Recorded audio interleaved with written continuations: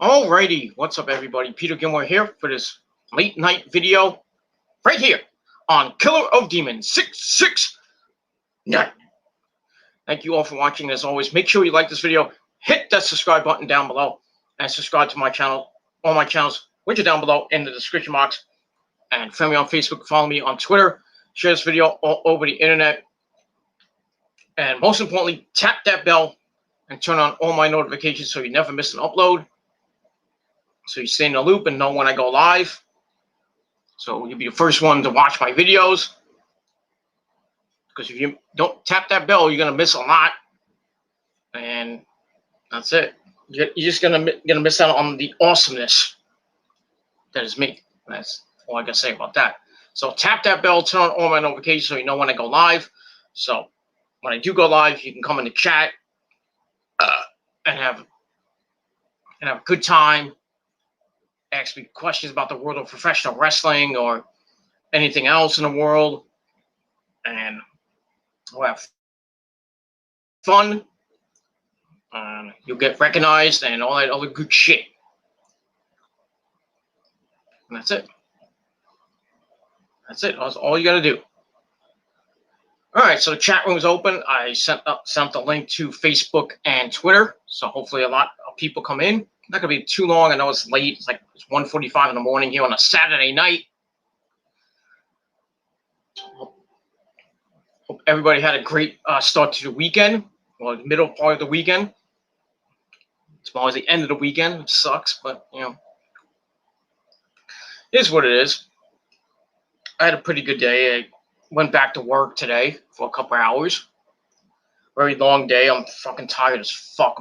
I'm out ready to zonk out, but kind of still have a little bit of energy left over. But went back to work today after 3 weeks off. Well, a week off since when I went on vacation, and in 2 weeks I had a quarantine. So back at it today. Back back at work. Everybody missed me and said hello. Asked me how my vacation was, and a couple of customers said hello that know me, said hello, and everything went okay. Near the end kind of was a pain in the ass, but I got through it. And then I had some dinner with my parents, and then I came home a few hours ago, and I'm all alone. I'm all alone, ladies and gentlemen. But you know, Rose is on assignment in Florida. She went back to Florida for a couple weeks, so she'll be back on August the 15th to be back to say hello to you, all her fans and everybody and all that other good stuff. So she'll be back. Then she has to get tested again. Stay home for another 2 weeks. So I have to stay away from her. But so no funny business, if you know what I mean. Because I don't want to get this fucking virus. God forbid. But we've been tested negative twice, so I would assume, you know, a third time will be probably negative again. Cheers to you.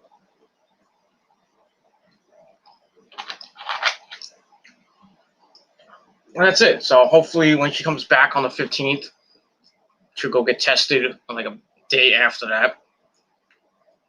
On the 17th, get tested. Then we have to wait till the end of August, about the end of August for the results.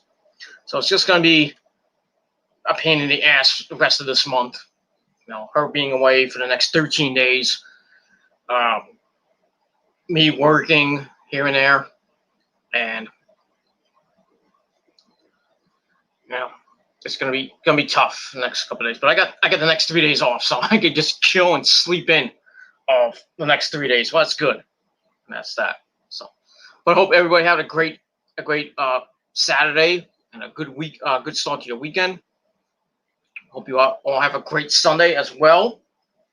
You know, if you're in Florida, you're getting that damn hurricane. we're getting a tropical storm here on Monday night and Tuesday, which sucks, but it is what it is.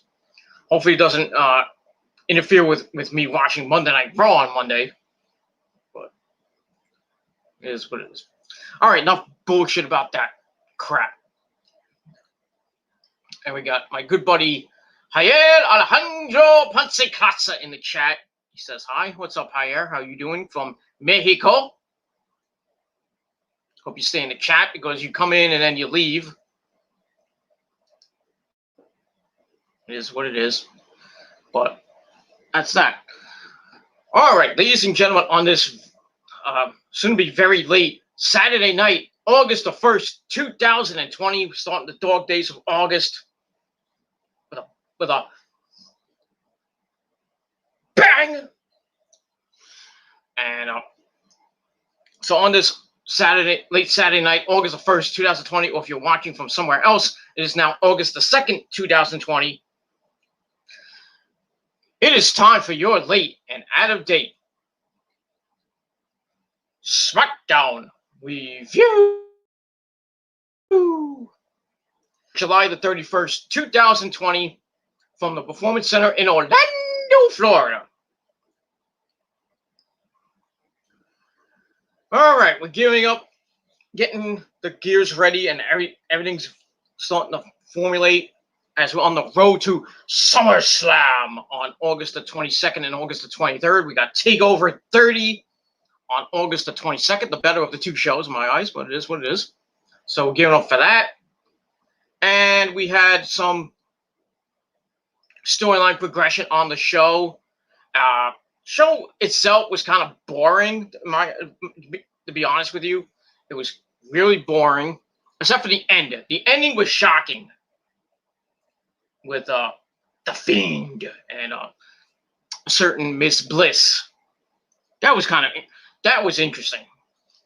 That was pretty damn shocking. And I hope that we see what happens this Friday night on SmackDown with that. But all in all, the rest of the show was kind of boring. It is what it is. We had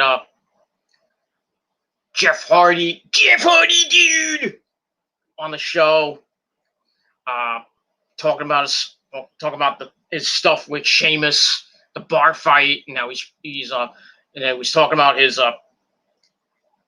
what his future is gonna be, and then he gets interrupted by King Corbin, and then King the whole thing with the King's ransom, and everybody wants a price on Matt Riddle's head.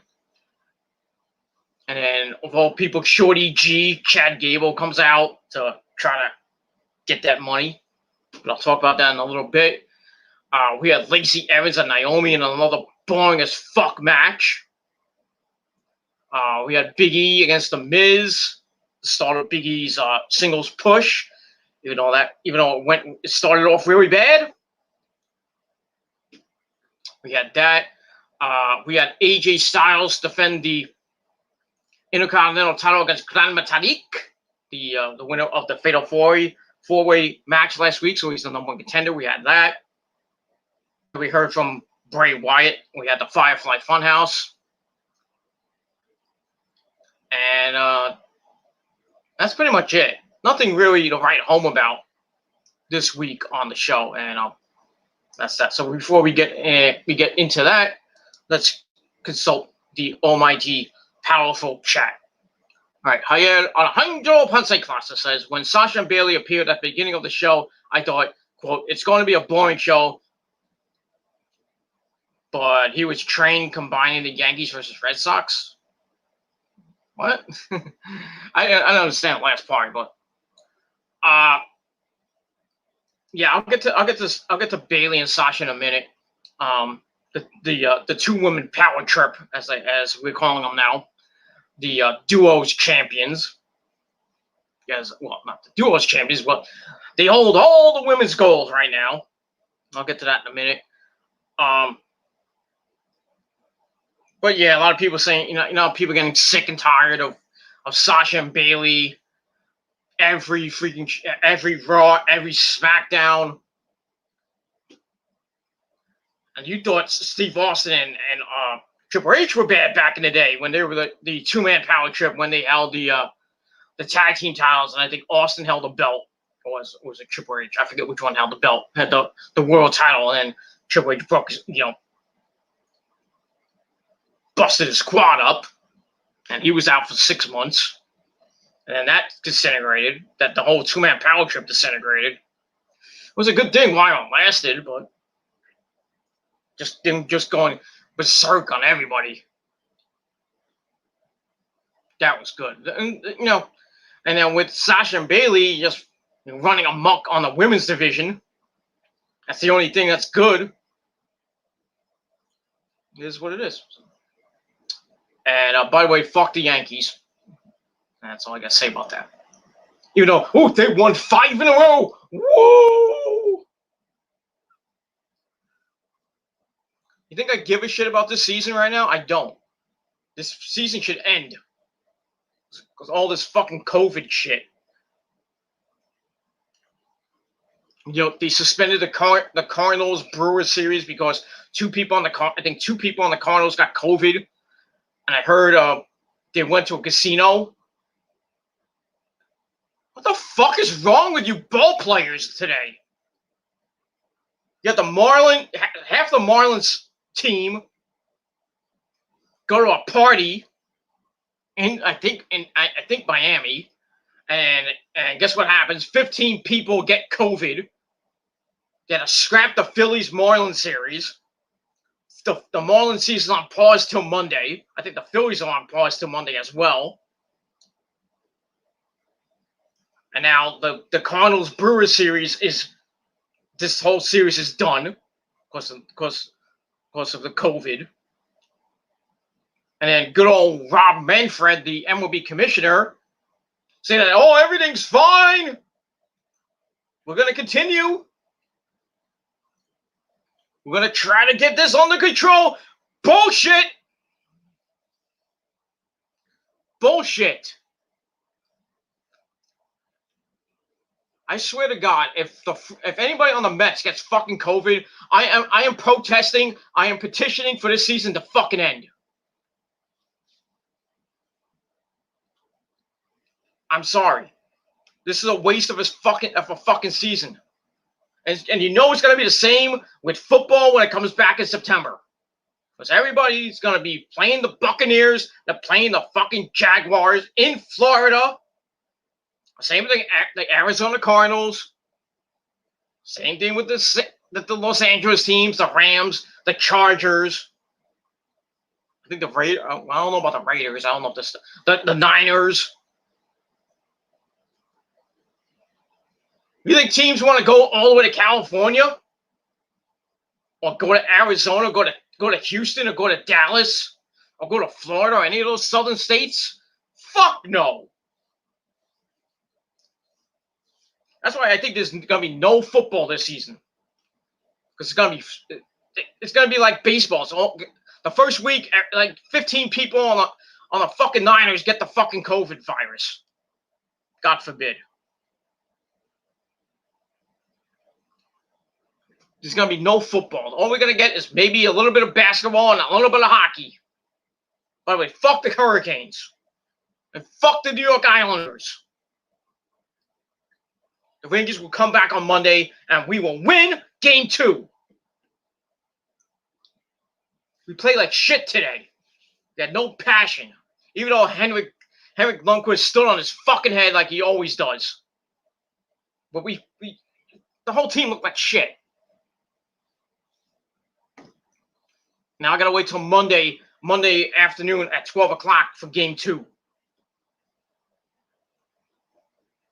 And hopefully the Rangers win, because I don't want to go into Game 3 on Wednesday night down 2-0, and then have to win Game 3, 4, and 5. So Rangers need a win on Monday. Well, this will be a really, really short season, and we don't want that if you're in the New York area.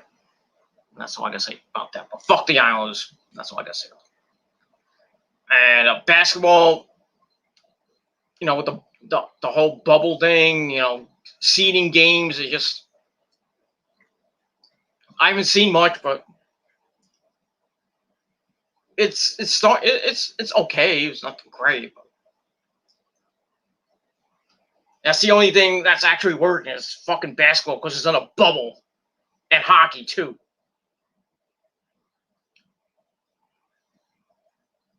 But baseball and football, probably not. Well, football may not happen. But we got about another month to go before football starts. Got training camps about to open. No preseason, thank God. Not that we need preseason, but because by the time September the 9th comes around, or the 8th or the 9th comes around, all the teams will be ready. That's it. But I'm waiting for September 13th, game one of the Niners season against Arizona. I think it's in Arizona. So I'm waiting for that. That's going to be fucking awesome. That's all I got to say about that. I know I went on a tangent, but it is what it is. All right. Let's move on. We got Julius the Jew says, "Sup, dude?" What's up, Julius? How are you? Thank you for coming in the chat. All right, Javier Alejandro Ponce Class says, "And that of the Fiend attacking Alexa, the doubt arises. Will mind game for Braun or Bliss be made hell again?" Who knows? I mean, Bray is the master of mind. Well, not the master, but the master of mind games. You want to know who it is? And you think it's the Undertaker, right? Wrong. The master of mind games is Kevin Sullivan, ladies and gentlemen. Kevin's fucking Sullivan. He played a lot of mind games back in the day when it was with the Dungeon of Doom. He fucking gave Hogan fits and everybody else basically. But Taker is a great number 2. Taker with his mind games and his sorcery and just faking out his opponents and just fucking amazing. That's why Taker is the GOAT. But Bray, Bray is a good Bray's great at mind games. Did it with Randy Orton, he did it with Cena. He's doing it now with Braun, especially if you watch the Swamp match, when Braun was beating the crap out of Bray, and then we see Alexa Bliss as supposedly Sister Abigail. Well, as I called her Sister Alexa. Like I said, the ending was fucking shocking. Now the whole thing with Braun and Alexa, they're supposedly an item, storyline wise, not in real life, because we all know Alexa Bliss is going out with that bitch Ryan Cabrera.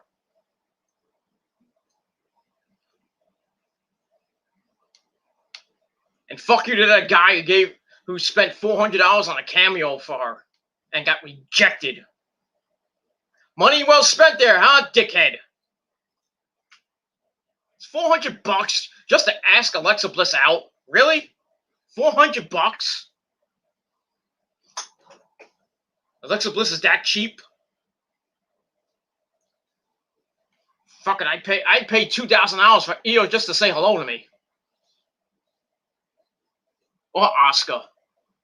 But I get it for free.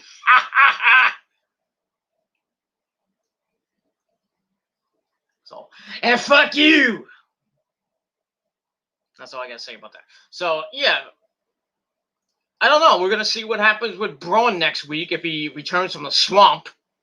I just think he's still. I don't know where he is. He's probably like half. I think the Gators got him or something. But I think the Gators got him because we haven't seen him since. But I think he'll show up this Friday night on Smackdown to address Bray Wyatt and the whole Alexa Bliss thing. You hurt my friend. We'll see. But we'll see. That's that. And we move on. Or the third option would be Alexa Senior. Alexa Senior. or Alexa becomes Sister Abigail. Remember that the Fiend victims return to their origins. Who knows? Who knows? You know, Alexa might turn heel and join up with Bray Wyatt and become Sister Abigail, the Sister Abigail, really Sister Alexa, and cost Braun the Universal title at SummerSlam, which the match is going to be made official probably next week or the week after, because we're only 3 weeks away from SummerSlam. They have to hype everything up quick. And then the week after that's Payback. How are they going to fucking hype all the matches for that show? Stupid. How do you have a pay-per-view right after a pay-per-view? Taken from AEW, I think. Remember when they had Fyter Fest? They had Fyter Fest night 1 and 2, and then NXT had to do the Great American Bash night 1 and 2. And then AEW had another, well, not a pay-per-view, but an event, you know, in Fight for the Fallen.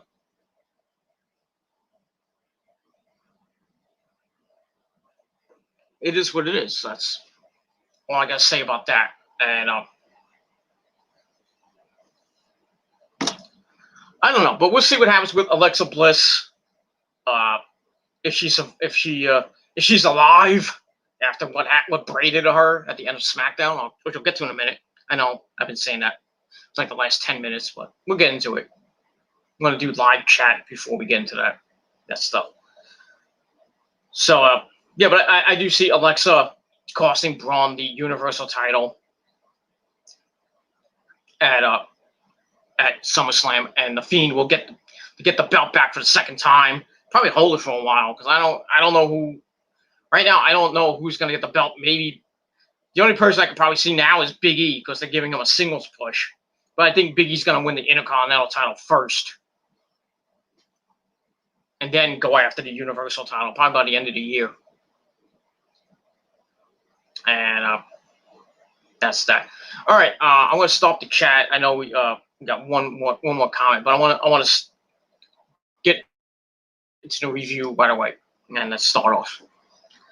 All right, so the chat room's still open. You can ask me questions, and we talk about Smackdown. You can talk about Raw, talk about AEW, NXT, New Japan, anything in the world. You can talk about COVID, talk about sports, movies, music, whatever the fuck you want. Open fucking forum. And that's pretty much all I gotta say about that. All right, let's begin Smackdown. We start off with the promo train like we got, I believe, the last week or two.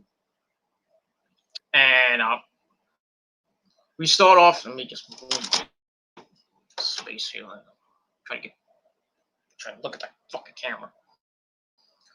All right, so we start with the two women power trip, Sasha and don't give me a hug.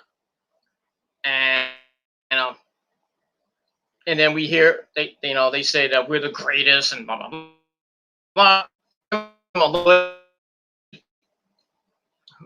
Basically, Nikki says she can't wait to knock Bayley off her high horse.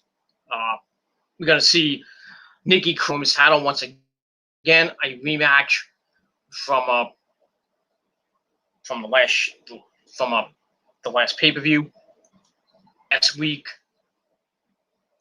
as she beat Bayley. She beat. I forgot how she got the fucking shot, but it is what it is. So we get that, and then that was that, and then we go to Big E. It's a little promo time saying, "Kofi Kingston," who's out for the next 6 weeks, and Xavier Woods, who ain't coming back, are on his heart and his mind, and he promises the Miz that he will feel the power. Hopefully not like that, but you know what I mean. So we'll see what happens with that as Big E takes on the Miz. And then we go right to the Miz. We go to Miz and Morrison. Hey. Ho, ho. They laugh on Big E's singles career, TV spin-off. Okay. Then Miz says he doesn't, that Big E doesn't have what it takes to beat him. We'll see what happens. And we move on from there. All right, then we get classy Lacey Evans getting some promo time, saying that she will give Naomi hashtag what she deserves as they go one-on-one in a bore fest and a probably botch fest too. As much as I love Lacey Evans, but very stupid feud. That's that. And then Naomi says what she deserves is to beat Lacey senseless. I thought she was gonna say, I'm gonna bitch slap you and I'm gonna snatch your hair bald. Okay. It's just a stupid feud. Fucking stupid feud. That's that. And then after that, Gran Metalik with his buddy Lince Dorado saying he's gonna tap that ass. Okay. I don't want to know. I don't want to know. I don't want to know with these lucha stars. I don't want to know. I know what he meant, but double entendre maybe. Maybe he wants to tap Lince Dorado's ass. I don't know. These lucha stars are fucking weird. By the way, where the fuck is Kalisto? Anybody know? Is he in catering or is he gone off the face of the planet? Or did he get released? I haven't heard. I don't even remember if he got released. I haven't heard from Kalisto in God knows how long.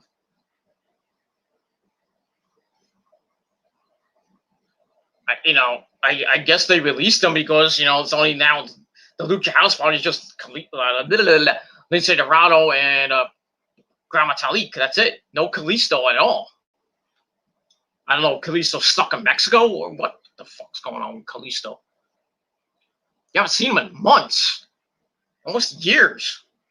Almost a year or so. So if anybody is watching and knows where the fuck Kalisto is, let me know. Or, afterwards, you can message me on Facebook or Twitter where the fuck Kalisto is. Maybe he's hanging out with Carlito. I don't know. Because Carlito is cool. And Carlito spits in the face of people who want to be cool. That's that. So, yeah, Gran Metalik says he's going to tap that ass. Then finally, AJ, the Intercontinental Champion, AJ Styles, calls Gran impressive, but says it doesn't compare to being phenomenal. That's that. So that leads to their match for the Intercontinental title. Because now all these underused people like Gran Metalik, like Lince Dorado, all these people from catering and the lower mid card are getting pushes now. Because guess who's on the writing team, the creative team now? Daniel Bryan and Edge. And mostly this, the whole thing with Gran Metalik getting a shot is all Daniel Bryan's idea.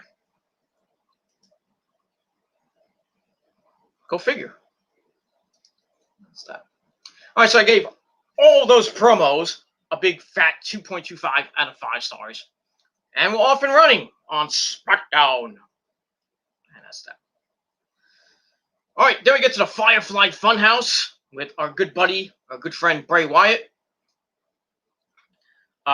Basically, he came out of the swamp looking for Braun Strowman. Still couldn't find him. And he says the Gators must have got him or something like that. And he's joking around a little bit. And then he says the Fiend is awake and wants something that Braun has, which is the Universal title. And then he starts getting all serious. He's like, until I get what I want, none of us are safe. Let me in. And then that's that. So we'll see what happens with Bray Wyatt. And like I mentioned at the end of the show, we all know what happens with him and Alexa Bliss. But the Fiend, very shocking ending. And that's all I got to say about that. Probably the most shocking ending in the last couple of years for SmackDown. That's that. And we will move on from there. And that's that. So I gave that 2.25 out of 5 stars. All right, then we go to the performance center. Match number 1 for the Continental title. We have AJ Styles taking on Gran Metalik with Lindsay Dorado at ringside, if anybody cared. Not a bad match. Not bad. It could have been a little bit better, but I didn't think this match would ever happen. Unless really AJ has those, they had to go into the lower mid card to get AJ some freaking competition. They couldn't just go right into Matt Riddle. I mean, they did, and then AJ wins clean. Made no fucking sense. And now Matt Riddle's on a fucking thing with King Baron Norman Corbin. That's probably gonna culminate at SummerSlam, and then maybe Matt Riddle gets his rematch with AJ, and we get a third match with them, maybe at either at Payback or I doubt it's gonna be a Payback, but or at the September pay-per-view, or whenever the pay-per-view after Payback is, which might be Hell in a Cell. I wonder how that's gonna work. Hell in a Cell in the Performance Center. They should fucking scrap that fucking idea. That fucking horrible pay-per-view. Just scrap Hell in a Cell. And like I said, bring back Halloween Havoc. If you want to have it in the Performance Center, if it's gonna be in the Performance Center, then get rid of fucking Hell in a Cell and bring back Halloween Havoc at the Performance Center. That's all I gotta say about that. And you guys know I'm right. Hell in a Cell's a fucking joke. It's been for the last 3 years. Just get rid of it. And to be honest, just really get rid of the Elimination Chamber. But they're not. But Vince wants to try his best to get SummerSlam outside. Hey, you got 3 weeks to do that, Vince. You ain't gonna do it. You'll be lucky. You'll be lucky to get it on a fucking boat. Because you're not gonna get it in New Hampshire. You're not gonna get it in Connecticut unless you have it on the fucking roof of Titan Towers, like you had Money in the Bank, well, just a match, the Money in the Bank match. If you want it outside of Florida, then the one logical place is the roof of Titan Towers. That's the only place you're gonna do it, Vince. Because anywhere else, you ain't gonna get fans anywhere. And I don't know how that would work if you try to get a limited number of fans on top of the roof of fucking Titan Towers. That's gonna work. That's why your stocks are going way, way, way down. And that's why your ratings are going down into the shitter. Getting close to TNA numbers. Really getting near there. They did 1.6 for Raw. I don't know what Smackdown got.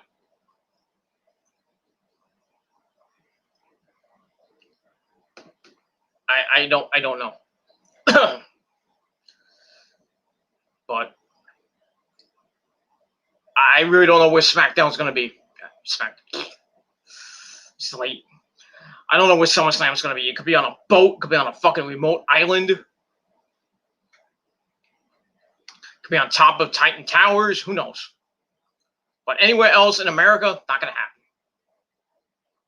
And Vince wants to do a Saudi Arabia show. Good luck with that.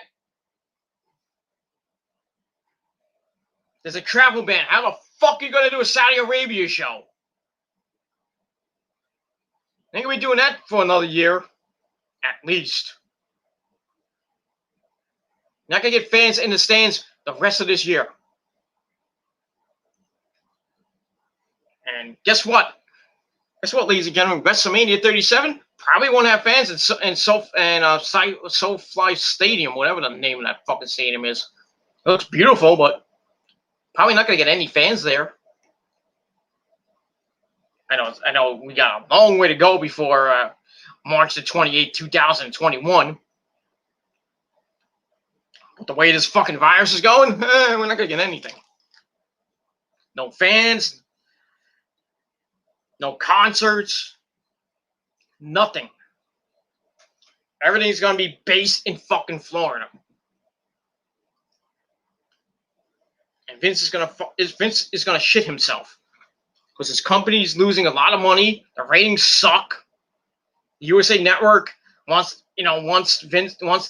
them to get better ratings. Yeah, that's gonna work. I can bet. I'm not gonna. I don't know, but I'm not gonna bet. But I could probably tell you that if the ratings for Raw continue to go down, Raw's going bye-bye off the USA Network. I don't think any other place would want Monday Night Raw. Monday Night Raw might go on the WWE Network. And for guys like me who have the free version, it'll suck because I have to. The only thing I can get on the WWE Network regarding Raw is fucking Raw Talk. Sucks. And then when they show Monday Night Raw, they showed 3 weeks ago. They don't update it right away. Same thing with Smackdown. Same thing with NXT. It's not the updated show. It's the week before that. You need to get on the ball. Update your fucking site.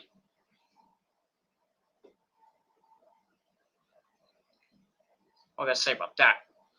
But the same thing for Fox. I mean, if SmackDown continues to not do that good, Fox might renege their deal and SmackDown won't be on Fox anymore. So WWE TV probably won't be on TV anymore. Probably on the network because they're gonna have to shop for a new home. And I don't know where they would go. I really don't know where. So, Vince, Vince, I know you're watching, you senile prick. If you want to save your company and you want to get better ratings, get rid of half the creative team. And fucking retire.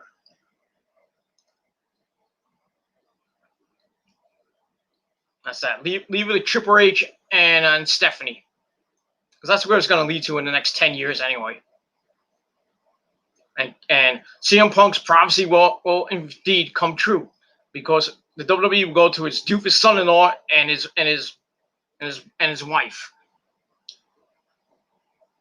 Because it's not going to go to Shane. Not gonna go to Triple H's kids. Not gonna go to Shane's kids. It's gonna go to Triple H and Stephanie. And you think Triple H and Stephanie gonna save the WWE? Probably not.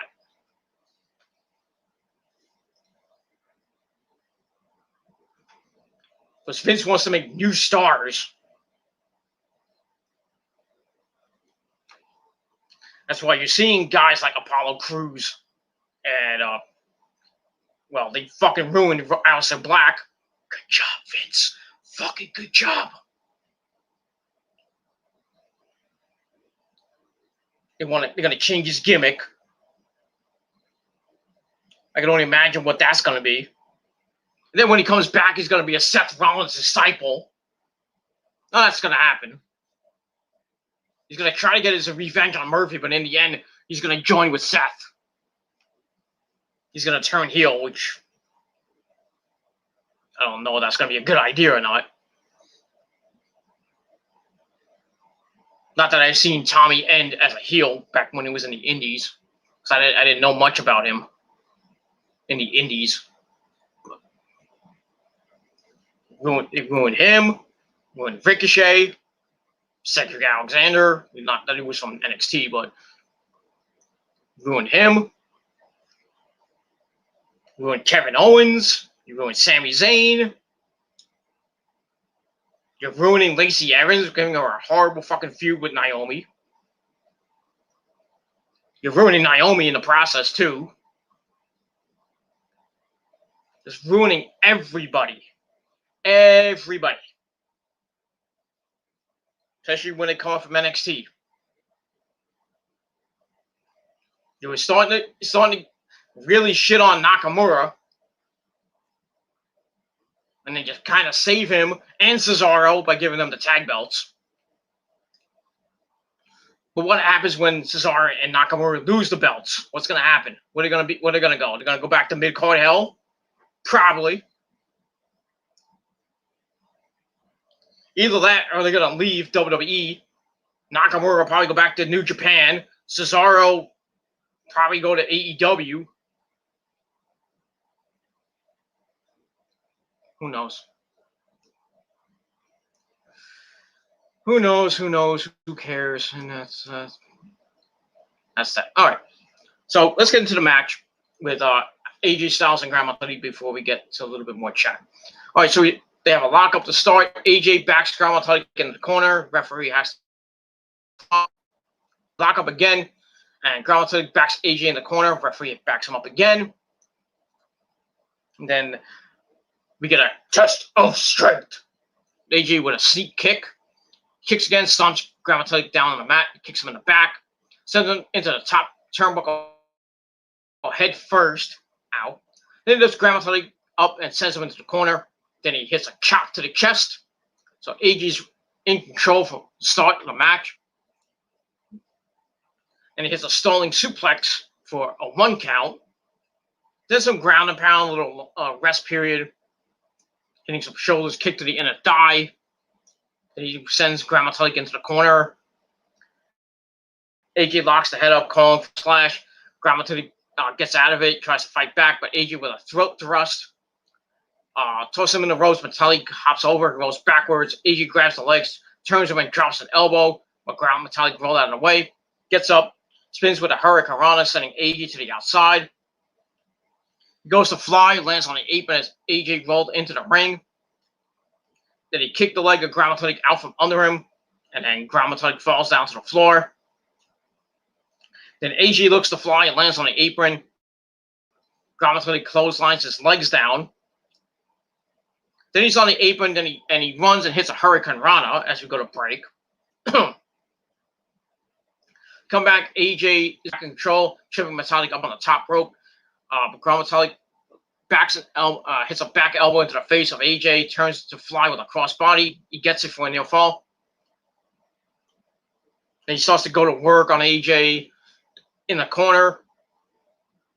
Goes for a monkey flip, but AJ held the ropes. And Gran Metalik fell on his head. And then AJ hit a kick, then another one, a third one, all to the chest. Gran Metalik goes to kick, but AJ hits a knee underneath Gran Metalik's knee, then another knee, ow. Knocks the leg up on the bottom rope, the referee has to count. AJ with a DDT to the leg, ow. We're working on that leg of Gran Metalik, trying to stop the luchador. And then he starts pulling on the ankle. Gran Metalik rolls into a pin, but AJ sits on his back with a half crab. Gran Metalik had to reach for the bottom rope. Referee breaks the hold. AJ grabs the leg. Gran Metalik fights back with some right hands, and then a surprise roll for a near fall. Then AJ hits a fireman's carry. Gran Metalik drops down, tries to lock the head with the legs. AJ lifts him up, and Gran Metalik hits a DDT for a fall. Then he runs the ropes, dives off with a dropkick for a near fall. AJ then goes back to the knee, hits a right, left, right, kick, right, and a clothesline, all combination. AJ goes to the apron looking for the phenomenal forearm. He springboards in, rolls through, catches a kick from Gran Metalik, and then an insegui from the luchador.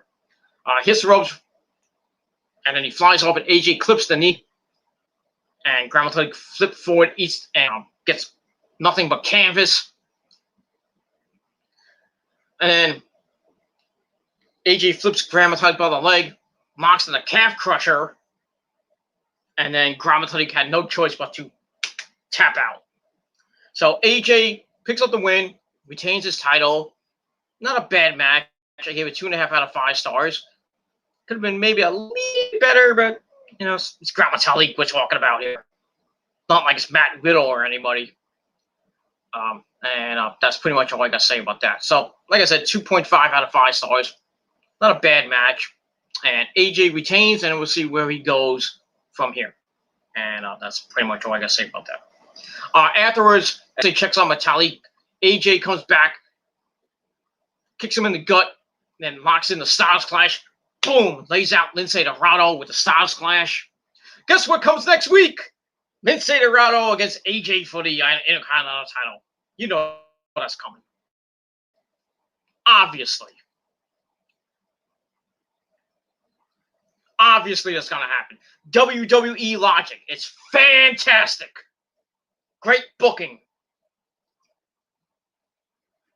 All you needed was fucking Teddy Long to come out. It's like, you're going to go one-on-one with The Undertaker. Anybody see Teddy Long at that the Gallows and Anderson pay-per-view tonight? Well, no. I've seen most of it. I mean, they showed some of it on Impact. And Jericho in his live stream today hated it. He was shitting all over it tonight. It was I mean, I watched some of it. It was the fucking Boneyard match they had was fucking good. But everything else I really don't give two shits for, but it wasn't bad. What was it, Talk Shop-A-Mania, whatever it was? Wasn't bad. Better than a WWE pay-per-view. But wasn't bad. Wasn't that bad. Maybe we'll get more of this. And that's that. Alright, before we continue, let's consult the chat. Jael Alejandro Ponce Casa says, did you expect Shorty G's heel turn? No, not really. I don't care. And now he's supposedly going back to being Chad Gable. They're finally getting rid of the Shorty G crap. Was Baron Corbin started calling him Chad in his promo. So they're getting rid of the Shorty G gimmick. Thank God. It was so fucking boring. And Chad Gable was boring himself. And him being a heel, no, don't care. I don't care. We'll probably see Matt Riddle against Chad Gable next week on SmackDown. Whoop-de-damn-do. Because Matt Riddle's going to win that easily. Because he's going to start his thing with Baron Corbin. It's going to culminate at SummerSlam. That's that. And we will move on. All right, and now who would be the ideal opponent for AJ Styles? Who knows? Who knows? I think it's going to be Big E. I think that's my new phone going off. I think it's going to be Big E. That's the only logical person because they're starting his singles push. It's either going to be him or Jeff Hardy. That's the only two people I can think of. Not going to be Sheamus because Sheamus is a heel. So you need faces to face and faces to face. Get that? You need people to face AJ, and the only three people on the roster, Matt Riddle. They buried him because they fucking made him lose cleanly to AJ. Stupid. Should have gave Matt Riddle the belt. That's just me. Matt Riddle, Jeff Hardy, because Jeff Hardy's not doing anything right now. And Big E. But it's probably going to be narrowed down to Big E and Jeff Hardy. So I don't know what AJ's going to do for SummerSlam. I really don't know. They might not even have AJ on the card, which is sad. But we'll see. I mean, I think they should go with Jeff Hardy first, and then have Jeff Hardy maybe win the belt, have him lose it back to maybe AJ, or maybe lose it to somebody else, and then Big E gets it by the end of the year, and then he goes on, and then Big E's run will continue, and then probably culminate at WrestleMania with probably the Universal title. Probably, I don't know. But Big E's supposed to be getting a big push. I just don't like the start of it because he started off, you know, he had to face The Miz. The Miz is boring. He's awesome, but he's boring at the same time. But we all know who is awesome. And it's not that guy you know. Not him. No. No! No! Oh, no. Ladies and gentlemen, he's back. He's back, ladies and gentlemen. What do you want, Mike? Hey! I heard you say my name. I didn't say your name, Mike. Get the fuck back. Go body slam Andre the Giant or somebody. I don't know. Get the fuck out of here. But you said my name and you said it was awesome. Yeah, back in ECW in 94. Not 94, I'm sorry. Back in like 2000, you were awesome. But not now. You're fucking annoying. You shut up, Gilmore. I told you not to mess with me. I'll put you through a freaking table. Okay, Mike. Okay. You keep thinking that. You want to fuck with me? I'll give you a fucking Gilmore color through a fucking table.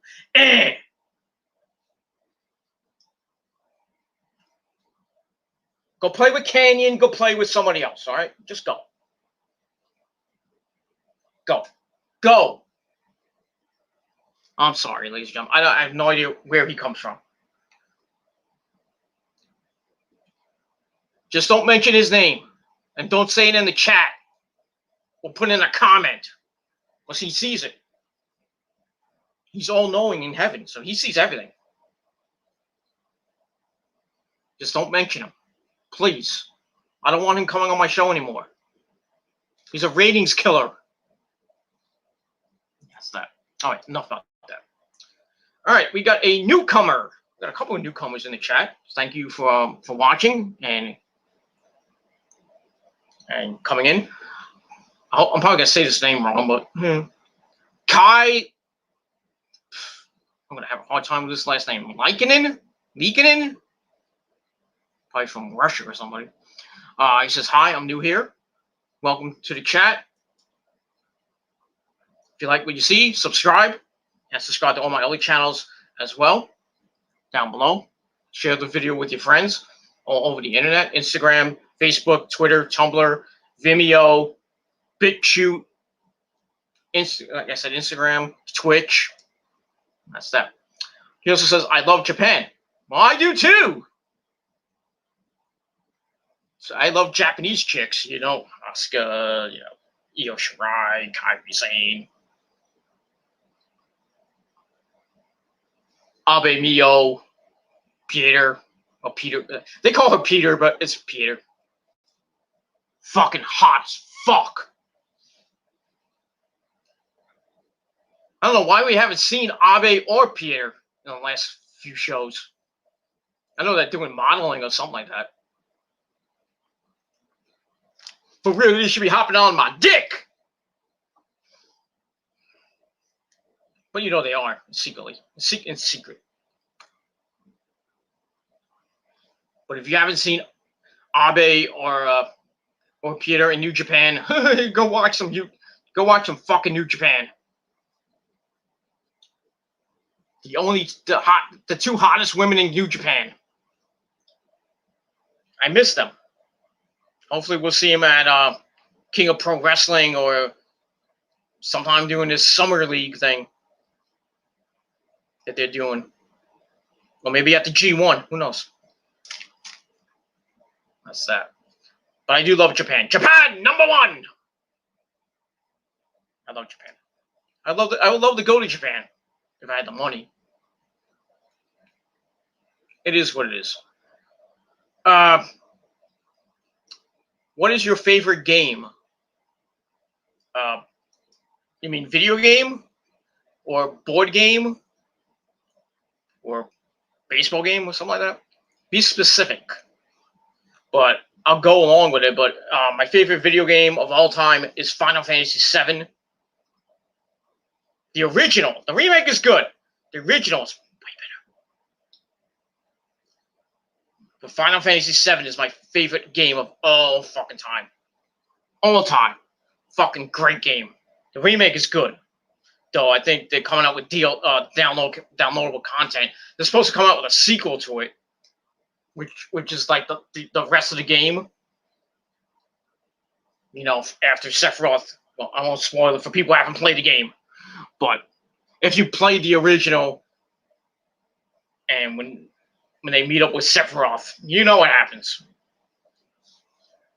But I think it's going to be next year when we're going to get the second part of that.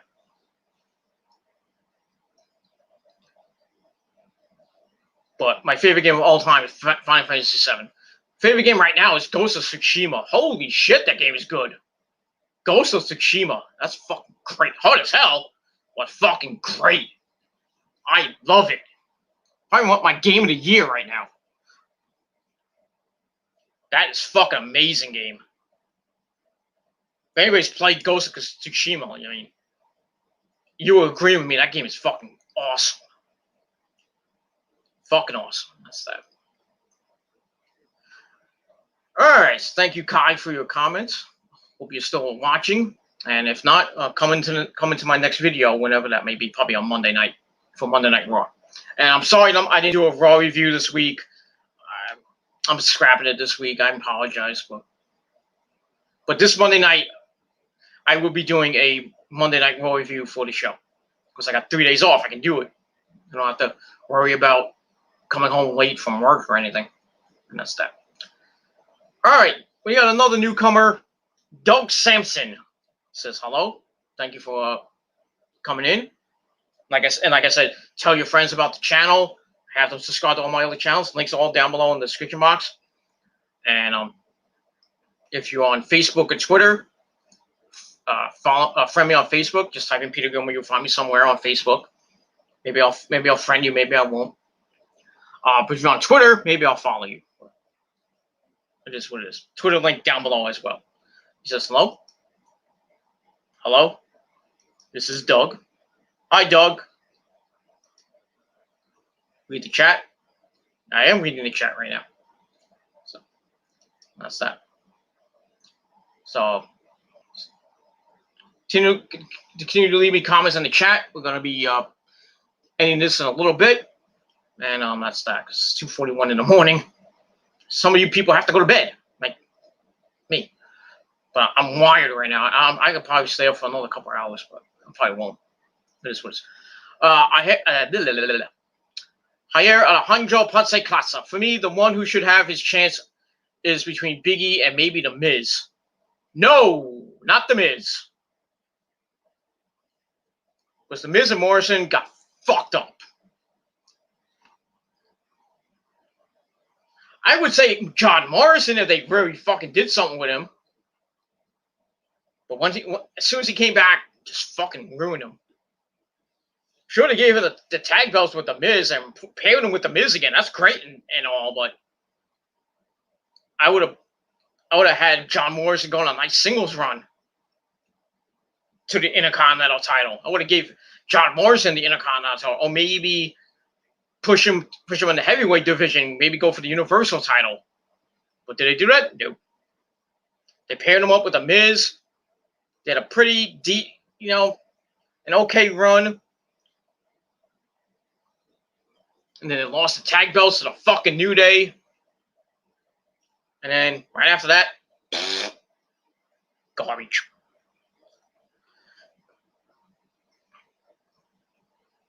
Miz's career is gone. It's over. I mean, he cuts good promos, but matches are boring. You just stay home with his hot as fuck wife Maurice and his 2 kids. He's not going anywhere. Miz has lost his gimmick, really. I don't even know if he had a gimmick, but he's going. Him and Morrison are going nowhere. I highly doubt they're going to get the tag belts back for the third or fourth or fifth time. I forgot how many times they held it. But I don't see Miz or Morrison even getting a sniff of the Intercontinental title or the Universal title for that matter. The only saving grace would maybe be the draft. Maybe they go back to Monday Night Raw. They could thrust them in the United States title picture or the WWE title picture. But I don't even think that will work. They'll probably just be in mid-card hell. But like I said, I think the one person that will probably get that IC title shot is going to be Big E, and he's going to win the belt and have a nice little run with it. Not going to be probably not going to be a long run with it, but you never know, depending on what they want to do with Big E. And then when Kofi comes back, I don't know what's going to happen when Kofi comes back. There was a rumor that's saying Kofi was going to AEW. What is Kofi going to do in AEW? That's a head scratcher right there. What is he going to do in AEW?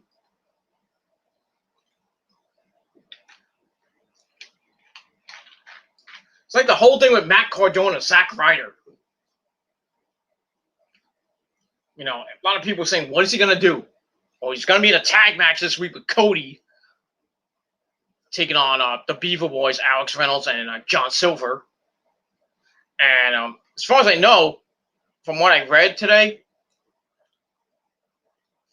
Zack Ryder won't be there that long because he's they're supposedly giving him a 5-match. He's going to be appearing 5 times because he got a short-term contract. So he'll be there and he probably will be gone. So Zack Ryder will probably have his little 15 minutes of fame in AEW and probably leave. Probably go to TNA and be with Kurt Hawkins. Maybe win the tag belts there. Yeah, right. But, yeah, that's why I think, not going to be a long-term thing with Zack Ryder. I know he's Cody's best friend and everything, but it doesn't fit in AEW. It does not fit.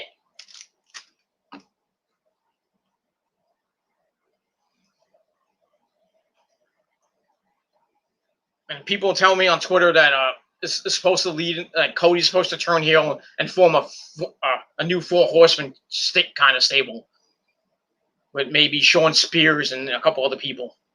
With Tully Blanchard, I think Cody's going to turn on Arn Anderson and side with Tully Blanchard. But that remains to be seen. If Cody turns heel, Kenny's turning heel, and Kenny's just about to turn heel. Probably won't be till All Out. That's on September the 5th when they lose the tag belts to the Revival or FTR.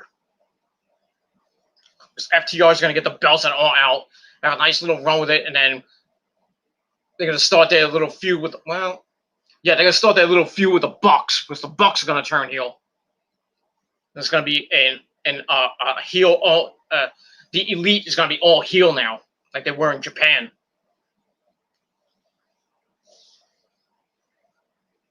Even though they were kind of facing Japan, but it is what it is.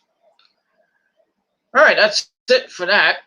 And like I said, you still have time to leave me some questions and chat more. We got a little bit more to go. And that's that. All right, let's get back to SmackDown.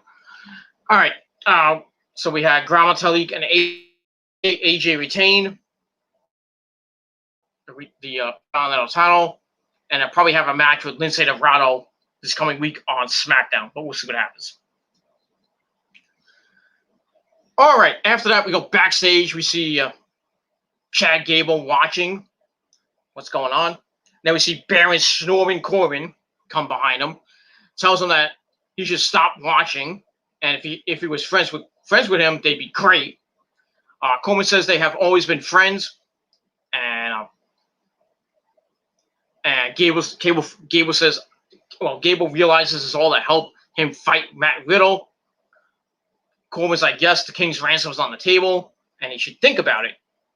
So he leaves, and then Gable thinks about it. And he calls him Chad. Doesn't call him Shorty G. So thankfully to get rid of that Shorty G crap. Because it was fucking horrible. Whoever thought of that idea should be fucking shot. That's all I gotta say about that. So see if Shorty G takes Corbin up on his offer for the King's ransom, and maybe goes after Matt Riddle. But we'll see what happens. And that's pretty much it. All right, there we get a recap of Jeff Hardy, dude, winning the bar fight last week. Then we see him in the back getting congratulated by most of the face roster. Joy. Yeah, Jeff, you did such a great job. You awesome, man. So that leads to Jeff coming out on his way to the ring. The fans give him a big round of applause. And then we see some of the NXT rookies dancing to his music very horribly. Only I can do it better. I can't do it because my neck hurts now. Oh, shit. I can't do. There's some entrances I can do perfectly, but Jeff Hardy's is fucking hard. It's fucking tough. Broken Matt Hardy. That's that. So Jeff comes out, and he says he's got to admit that he hasn't felt this good in a while.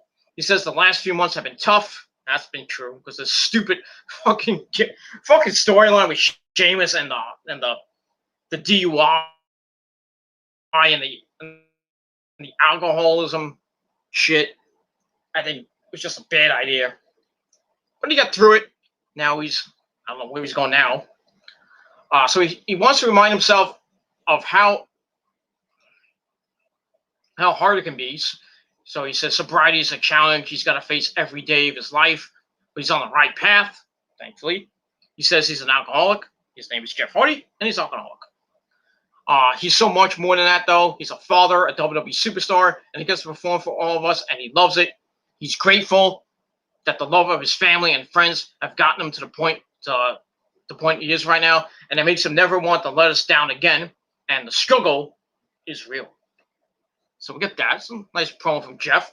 And then out comes Baron snoring Corbin.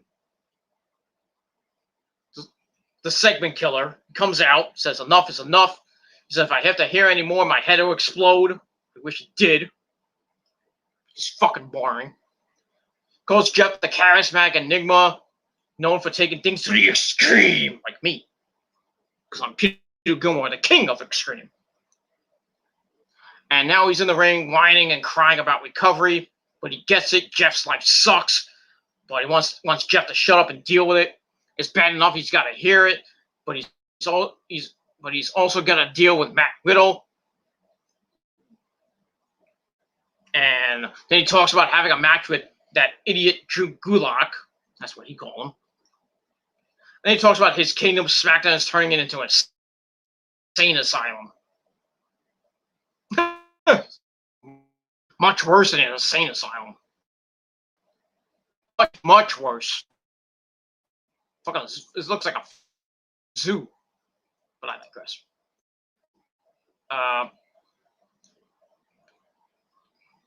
And then Jeff says is the real problem.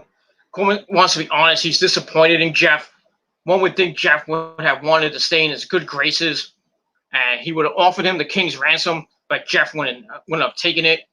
Jeff would rather sit in a circle and talk about the 12 steps and collecting coins, whatever that meant.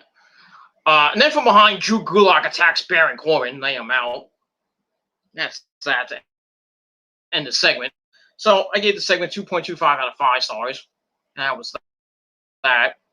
I thought it was going to lead to Jeff Hardy and a Baron Corbin storyline, which would have sucked immensely.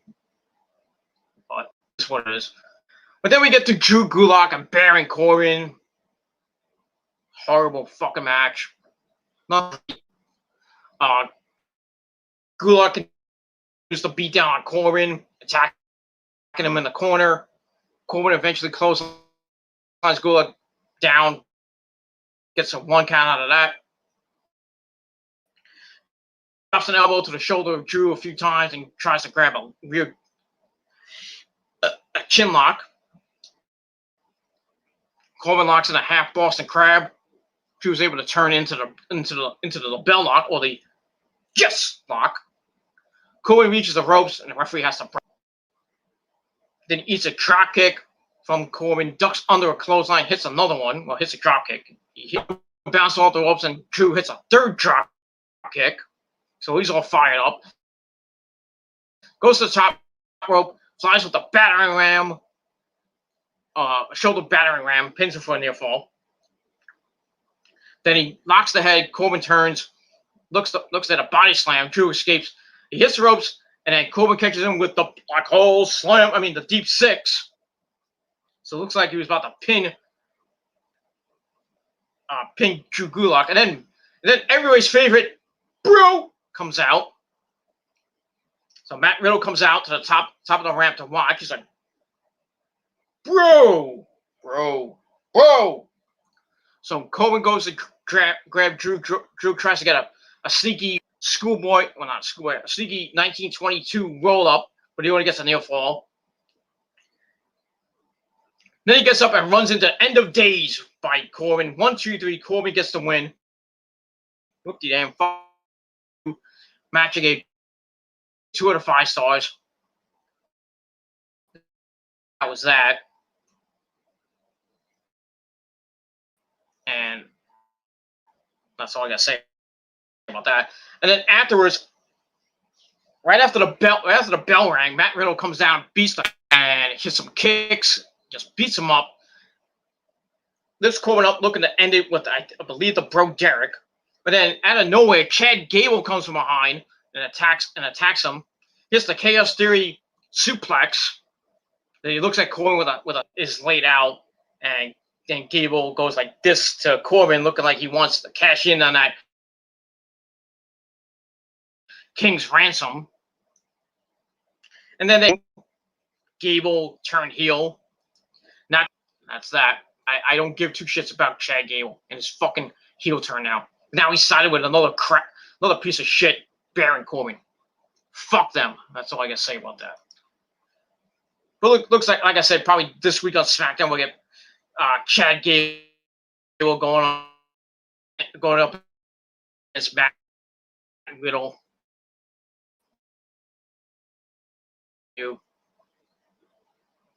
And that's that. How much time? Okay, let's move on. All right, so we're going to move on from that. Give the Aftermath 2.25 out of 5 stars.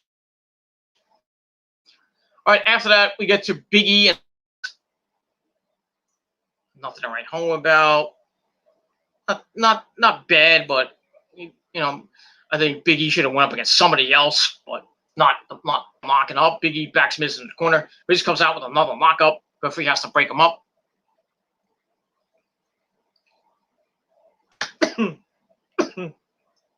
Excuse me, I'm choking. No. And then can't talk. And then Big E slaps the titty. Fucking idiot. I think Big E's secretly gay. Slapping people's asses and fucking, I don't know what's going on. Then he starts gyrating to you. Rocks. And then Miz comes back with a waist lock. Big E breaks and tosses Miz over his shoulder into a drop. Then he starts dancing again.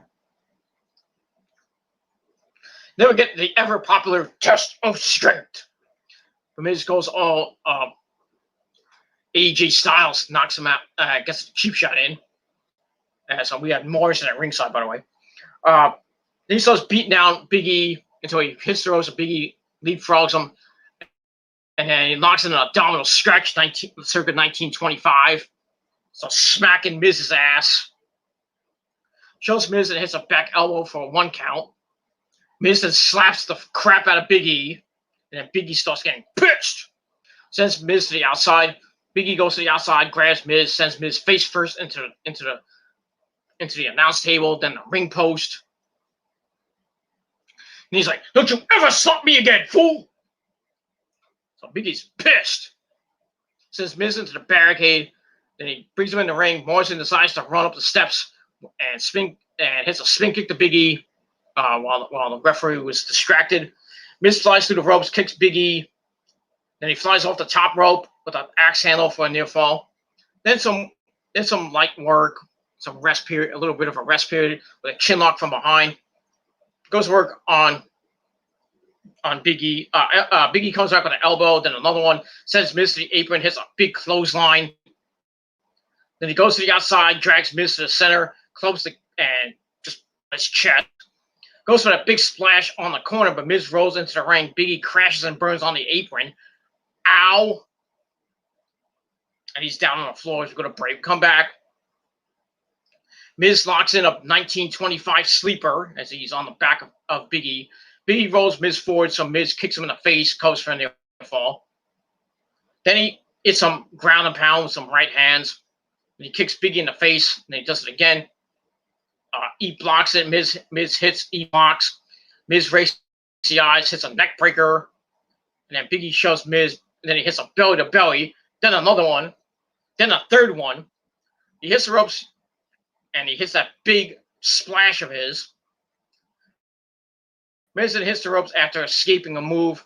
Goes for the skull crushing finale, but he can't get Big E locked in because Big E's big and fat. Miz then rakes the eyes again. Then he hits the Miz DDT. Sends Big E into the corner, kicks his leg a few times. Hits the corner, hits that big high knee to the face. Goes for another one. Goes for that patented clothesline in the corner. But Big E and Nagi out of nowhere, out of the corner for a near fall. And then Miz starts arguing with the ref, trying to distract him. Morrison gets on the apron, hits a big kick to the face of Big E, knocks him out. Then Miz hits the skull crushing finale. Looks to get the big upset on Big E, but Big E kicked out at 2. Then Miz transitions to the figure 4. Looks to try to tap out Big E.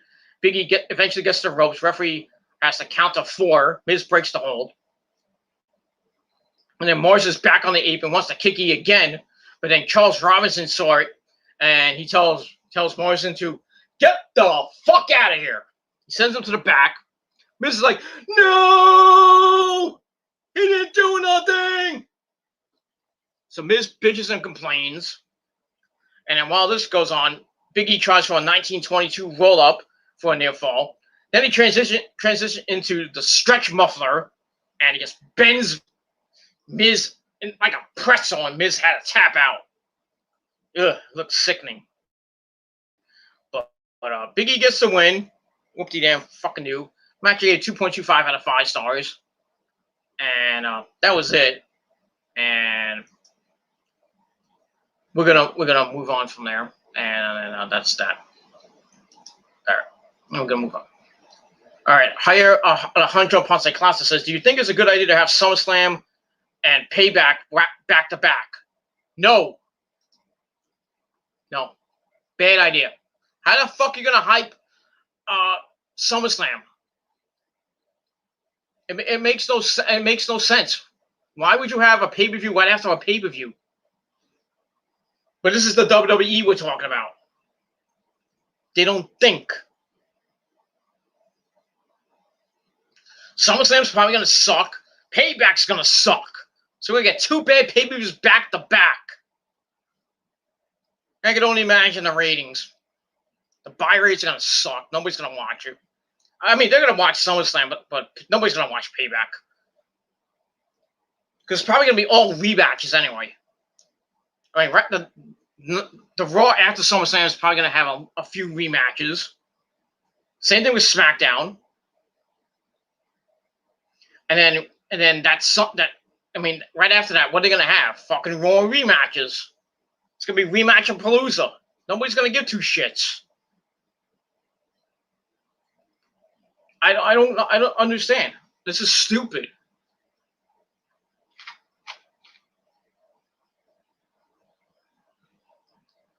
What I would have done if WWE was smart, they would scrap whatever pay-per-view was going to be in September and have Payback at the end of September. That's what they should have done. And then, you know, you build for Hell in a Cell, but I think Hell in a Cell is going to be the beginning of October, so they can't do that. Because I don't know the pay-per-view schedule after SummerSlam. Really, now after Payback, I don't know what's going to happen. If they're going to have a pay-per-view in September, or they're going to go through September without a pay-per-view and then go start their road to Hell in a Cell. It makes no sense to have a pay-per-view right after a pay-per-view with no hype.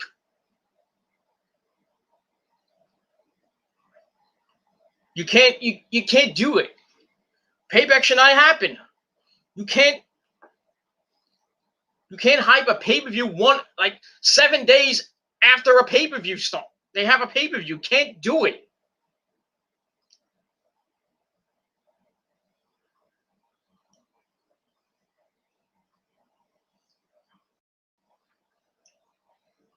I mean, back in the day, remember when they had Tuesday night in Texas, right after the Survivor Series? At least they hyped that. Because it was basically a rematch, Hogan versus The Undertaker. And Hogan fucking won. Because you had to give the belt back to Hogan.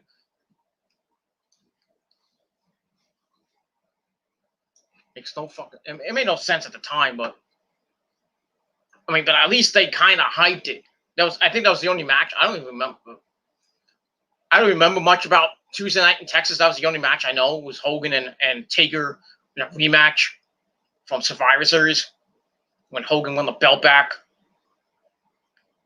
Where he made Taker look weak. I thought when Taker beat Hogan for the belt, they're gonna make him go on a long run. Because he was unstoppable. He was paired up with Flair. Basically, Flair helped Taker beat Hogan by sliding the chair in the ring, and Taker tombstoned Hogan on the chair. Only fucking broke his neck. And then you have him hold the belt for 2 days. Maybe a day and a half, if you think about it. And they give it right back to Hogan. What was the point? I mean, Hogan should have won maybe by disqualification or by countout.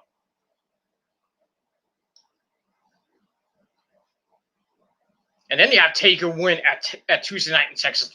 Then let him hold it all the way to WrestleMania. Well, have him hold it for a while. Maybe past WrestleMania, because he was starting his WrestleMania streak. I think, the streak started around that time.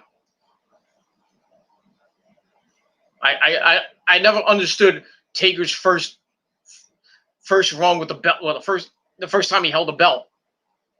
Then he had to wait a couple years until he fought Psycho Sid and he got his real first run with the belt.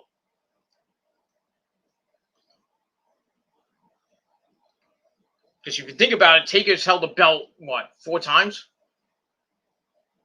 It was 3, but he won the WWE title twice, won the world title, the WCW title.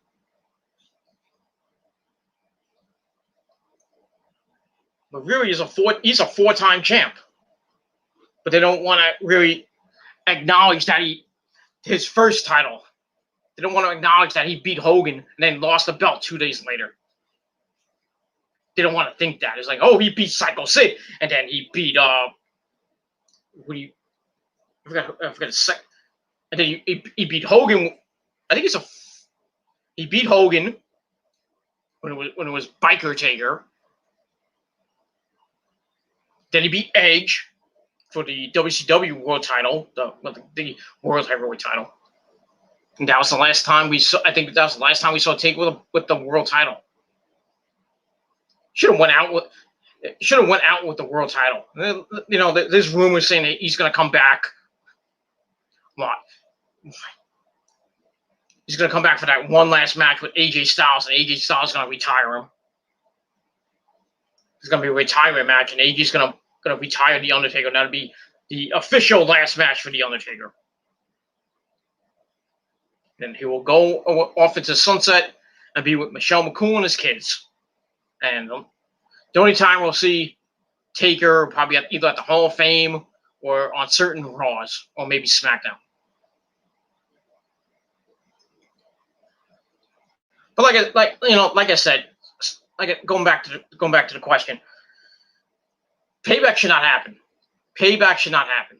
It was supposed they were actually gonna have the Women's Evolution pay-per-view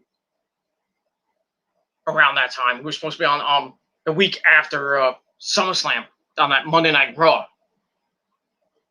which I would have been okay with. I mean, Raw would have sucked, but there's been 3 hours of the women. I don't know who would. It maybe would have. The only good thing that might have been that it could, if they even do it, the only good thing that could come of it is if Ronda Rousey comes back or the debut of Tessa Blanchard. And who knows if that's going to happen. Vince is trying to get Ronda Rousey back because he got nobody. He's got nobody right now going after the Raw SmackDown title.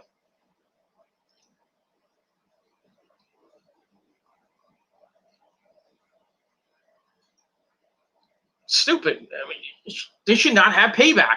It's fucking stupid. You can't hype it in 7 days. Not like back in the day when you had WrestleMania, and then you went all the way to SummerSlam. You went through May, June, July, and to early August. 3.5 months building storylines. It was great back in the day. Now you get pay-per-views every 3 to 4 weeks. Well, in this case, you get a pay-per-view back-to-back. And there's no fucking hype. Especially your big pay-per-views, like the Royal Rumble, like WrestleMania, SummerSlam. It's probably not going to have that much hype. And then later in November, Survivor Series. Your big four gets no hype. Because it's 3 to 4 weeks apart. It should be 1 to 2 months apart. But WWE wants to have a pay-per-view every fucking month. That's fucking overkill. Not like back in the day when you just had Royal Rumble, WrestleMania, SummerSlam, and the Survivor Series.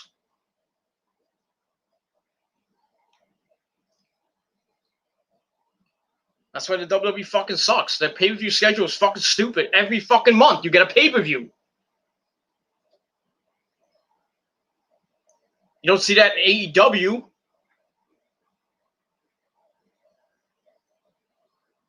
Because right after All Out, they're going to start building to whatever the next pay-per-view is. It'll probably be November, which I think is going to be Full Gear 2.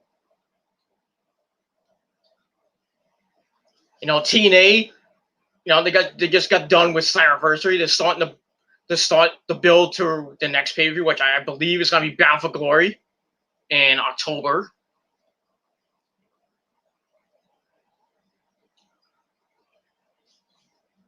It's fucking stupid, ladies and gentlemen. Fucking stupid.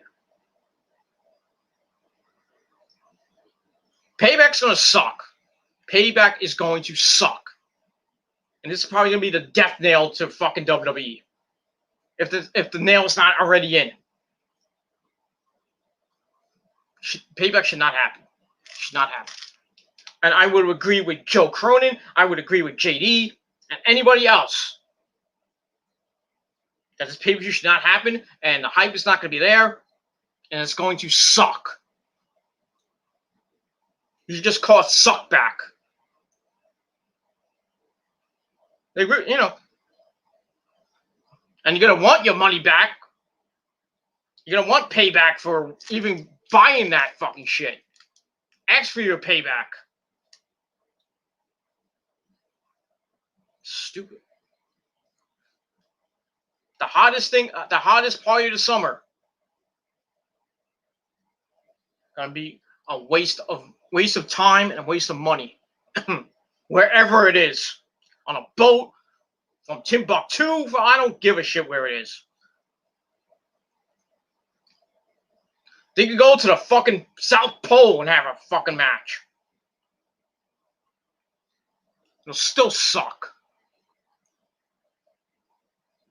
The only good thing about SummerSlam weekend is going to be NXT TakeOver. Because everything's better in NXT. We're going to have Keith Lee and Killer Cross for the NXT World title. It's going to be an epic match. Io Shirai probably against Dakota Kai for the Women's World title.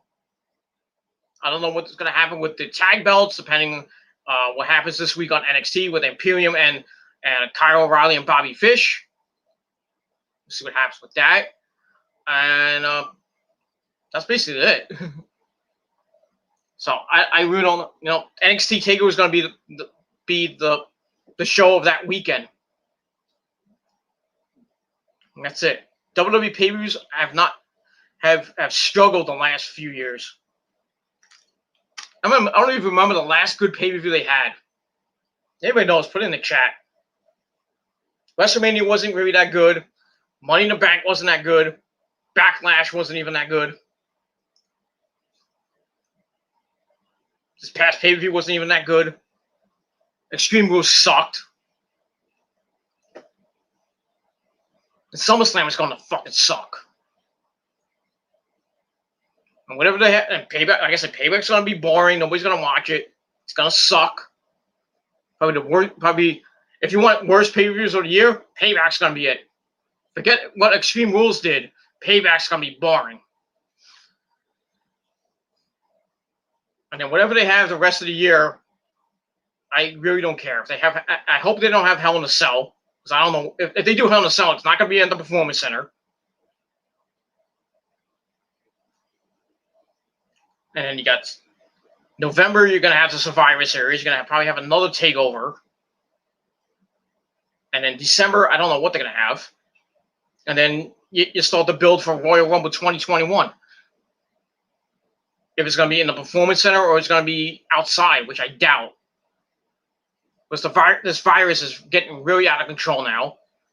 Here in New Jersey is fucking going back up again. Because freaking people do not know how to fucking wear a mask. Because there's so many fucking parties around. New York is going to get hit again. We're going to go right back to where we started. Everything's going to get scaled back. Forget phase 4. And you're going to go back to phase 1. Or not even phase 1. Probably going to be back on lockdown again. Like most states are starting to go back to.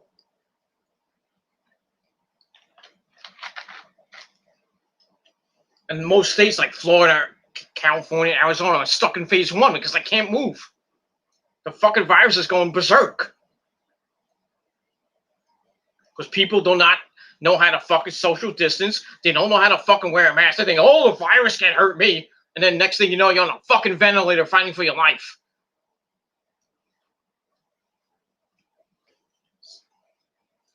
See, this is what works, ladies and gentlemen. I know this might look like a diaper, but this is what works, ladies and gentlemen. This is what works. I'll put it on for you. Oop. This is what works.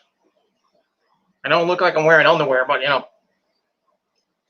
this is what works. But it's your life, not mine.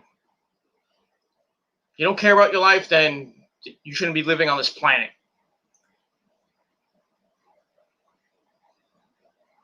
I had like maybe 5 people today come in without masks. We had to enforce the rule. We had to basically tell them you have to wear a mask. We actually gave masks out to them because we had to be nice. Some people didn't want to do it. We're not going to force them. We're not going to start arguments with them.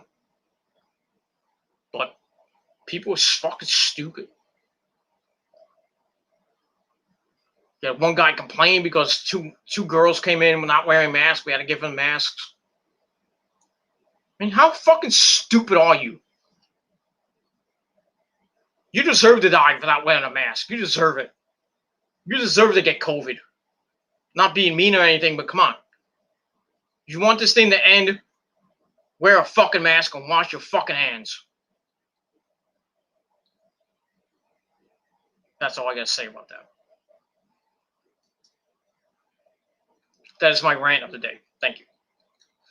Javier Alejandro Ponce Clasa says, it is ridiculous 2 pay-per-views in a week.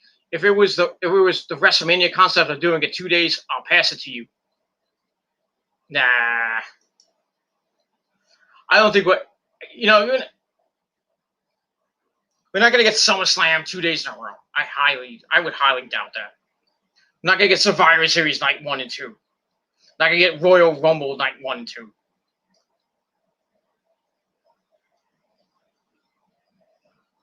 They might even do WrestleMania 37 night 1 and 2 the way they might think. We might get another 2 nights of WrestleMania next year, which I think is stupid. They only did the 2-night thing to copy New Japan, but New Japan did it way better. New Japan did Wrestle Kingdom 14 night 1, night 2. Fucking mwah. And then after that was New Year's Dash. 3 in a row. Awesome fucking shit. Back to back to back. That's why New Japan fucking rules. Fucking awesome.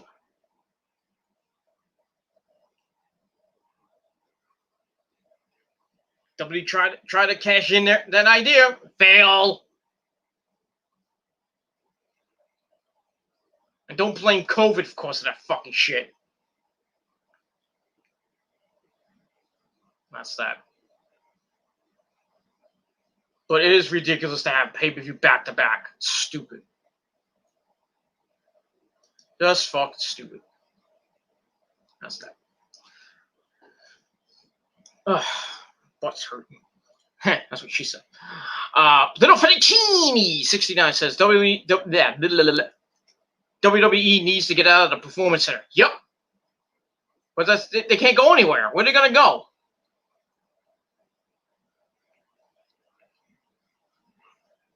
Vince wants to get out of the Performance Center in the worst way. Because he says, this is his words, he says the Performance Center is boring. It's a fucking gym, Vince. Basically on Full Sail, right around Full Sail University. Where are you gonna go? Where the fuck are you gonna go, Vince? You're stuck. You're stuck for months to come. Months, maybe years. At the rate this fucking virus is going, months and maybe at least a year before you even think about sniffing, having people in an arena.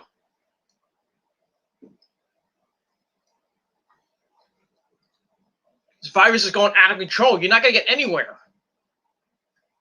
And like I said, the only place that Vince could probably do anything is Titan Tower on the roof. Who wants to see Raw or SmackDown on a fucking roof of a building every fucking week? That's boring. And I bet the fucking wrestlers don't want to do it. Wouldn't want to do it. I don't want to fight on a roof every fucking week. I'm happy in the Performance Center.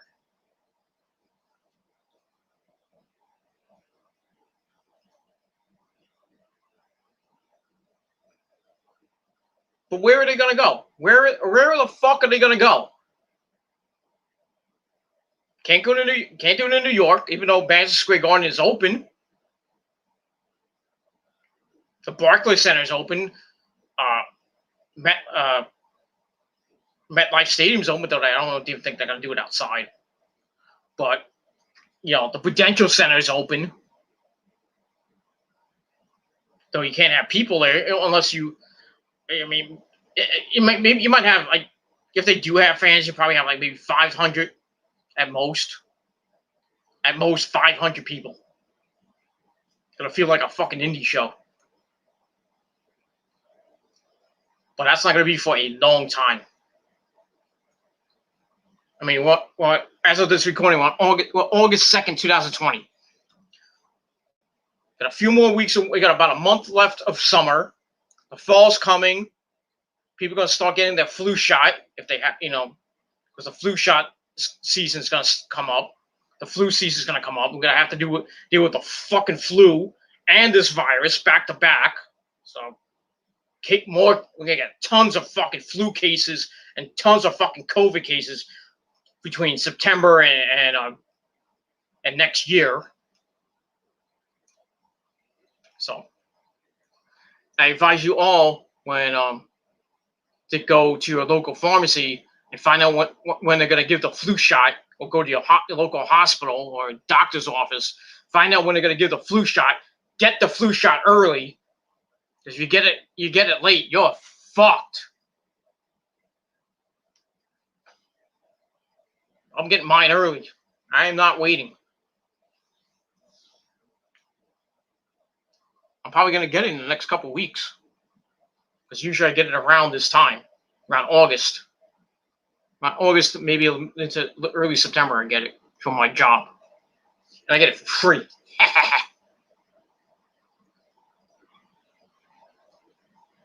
Fucking fucks me up, because every time I get my flu shot, somehow the reaction, I get a bad reaction to it. My shoulder hurts. I get headaches. I get stomach ache. It doesn't. Sometimes my body doesn't react to the flu shot, but I haven't had the flu since.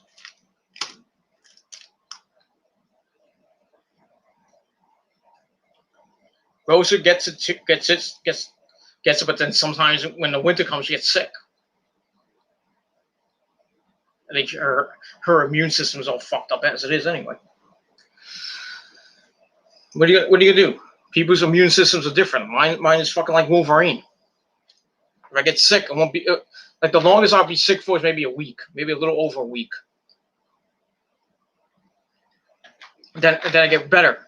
I start getting better, and then I'm a fucking machine right after that. Fucking machine.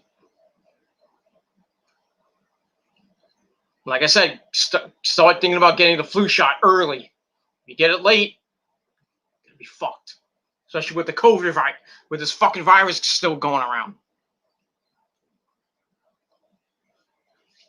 Just saying.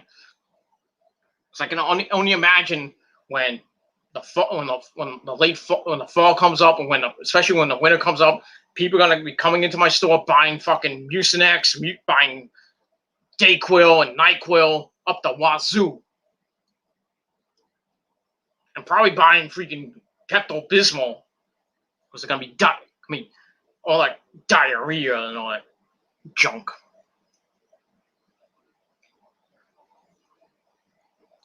Four more months of this crap, ladies and gentlemen, and even longer, going into 2021.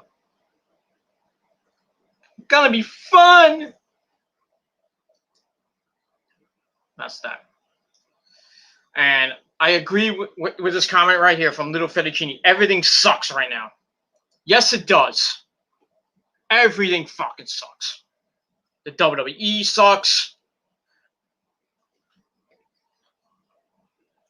Basically, a lot of people saying wrestling sucks, but I kind of disagree with you, because AEW's doing pretty good.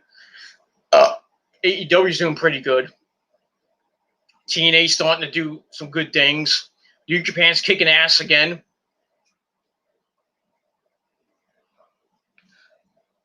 Indie wrestling's coming back. There's a couple of shows here in the Northeast over the last couple weeks. GCW had a show on the boardwalk in Atlantic City last week. It was pretty good. I didn't go to it. I didn't even see it, so I heard from my friend Mikey. It was pretty good. They had Matt Tremont's Federation H2O had an event. I think it was last night. So indie feds, are coming back, but mostly they're doing secret shows, and they have shows, social distancing shows with a few fans, not a lot of fans, but a few fans. So they're starting to make a comeback. Oh, I have a big fucking itch on my fucking leg. So they're starting to make a comeback, which is good. WOW had a secret show in Staten Island about a few weeks ago. That was nice. I wish they had a regular show, but who knows what that's gonna who knows what's gonna come of that. Hopefully, but in the next couple of months, I'll go back to a WOW show, and if they have it in Brooklyn, can always travel down to Brooklyn, go see the show, and then come all the way back. But it is what it is, and like I said, this is the comment of the night. Everything fucking sucks right now. That's that. All right, let's we got a long way to go for Smackdown. Now, this video is gonna be about 2 hours long, and it's already 3:30 in the morning. So I'm gonna try to get this done, and then probably go to bed. All right, so going back to Smackdown, we got Big E pin the Miz. Match is all right, and we'll see where he goes from here on his little singles push, and that's that. All right, then we go to the back where we get with the SmackDown Tag Team Champions Cesaro and Shinsuke Nakamura. They have a little party. They're happy for becoming a little bit of Japanese, so I thought it was cool. And then in comes Lindsay Dorado and Gran Metalik. Cesaro says, "We are not happy to see you." And they say this is a party for champions. And then Gran Metalik and Lindsay think it's a party. They do the lucha crap. So this is always like, this is a champions only section. And then Cesaro has to go the heel route and tell Gran Metalik he had his chance earlier, but he blew it. And then Gran Metalik tries to fight them. So that's it. So we'll see what happens with that. Maybe we'll get a tag team title match between those two teams, but who fucking knows right now? I mean, the tag team division on both shows is horrible. And that's that. So I gave that 2.25 out of 5 stars, and that's that. All right, after that we get a promo from Sheamus fella who's in his white beater and he's looking weird. He looks like an Irish gangster. Not bad. This is what it is. Better looking than having that big fucking mohawk he had. Looked like an idiot. So he talks about the bar being Jeff's home turf and how it was Sheamus' first mistake. It was in that bar with a greater power. Even though not a drop of booze touched Jeff's lips, he knew Jeff was fueled by alcohol. It was practically a handicap match. And then he gets in a serious mode, drops his straps, says he's not here to make excuses and complain immediately after making excuses and complaining. He says that Jeff Hardy is not his problem anymore, and that's bad news for the SmackDown locker room because now he's their problem. So we shall see what happens with that. Where Sheamus goes from here, I have no idea where we could go. I doubt it'll be a Intercontinental title run or a title shot, but we'll see what happens with Sheamus as we move on. So I gave that 2.25 out of 5 stars. And that's that. We move on. Then we get to Lacey Evans in the ring. She wants to talk about beating Naomi at karaoke and beating her after that. She wants us all to feel sorry for her, so she'll make us feel sorry for Naomi tonight. Whoop-de-damn fucking do. That's that. And we move on from there. And that's that. Then we get to another rematch. This is horrible. I'm just going to I'm just gonna get to the end, and Lacey tries to tie the hair of Naomi. She was doing it most of the match, and couldn't get it. And then she goes for the women's right. Naomi turned into a 1922 backslide. 1, 2, 3. She gets the win. Fucking horrible match. Fucking horrible ending. Match I gave 1 out of 5 stars. Fucking horrible. Fucking horrible. And everybody's gonna say, "Oh, Naomi deserves better." You know, I agree. She does. Get rid of this fucking storyline. If anybody should be fighting Bayley next, it should be Naomi. Was Nikki? I'll get to Nikki Cross in a minute. She looks like Nikki Cross is turning heel from what she did to Alexa Bliss. Nikki Cross is turning heel, so they need faces. They don't have many faces on the roster right now, on the SmackDown roster, besides Mandy Rose and Naomi. That's it. And Alexa. That's it. 3 freaking faces. Everybody else is a heel. That's it. So like I said, 1 out of 5 stars for that. And we move on from there. All right, then we go backstage. We see the lovely Mandy Rose with her boy toy, Otis. Yeah, they're still together. They're still around. We haven't seen them in weeks, and they brought them back. So if you thought that we're not going to see Otis and Mandy, you thought wrong. And Otis still has the Money in the Bank briefcase. You thought that. You didn't think we'd forget that, would we? So they're walking and talking, and Mandy's talking about their next date, and she reserved a table at Otis's favorite barbecue spot, and she wants to surprise him with some peach sundae covered in whipped cream and drizzled with chocolate. Otis is like, "Oh yeah!" Getting a hard on.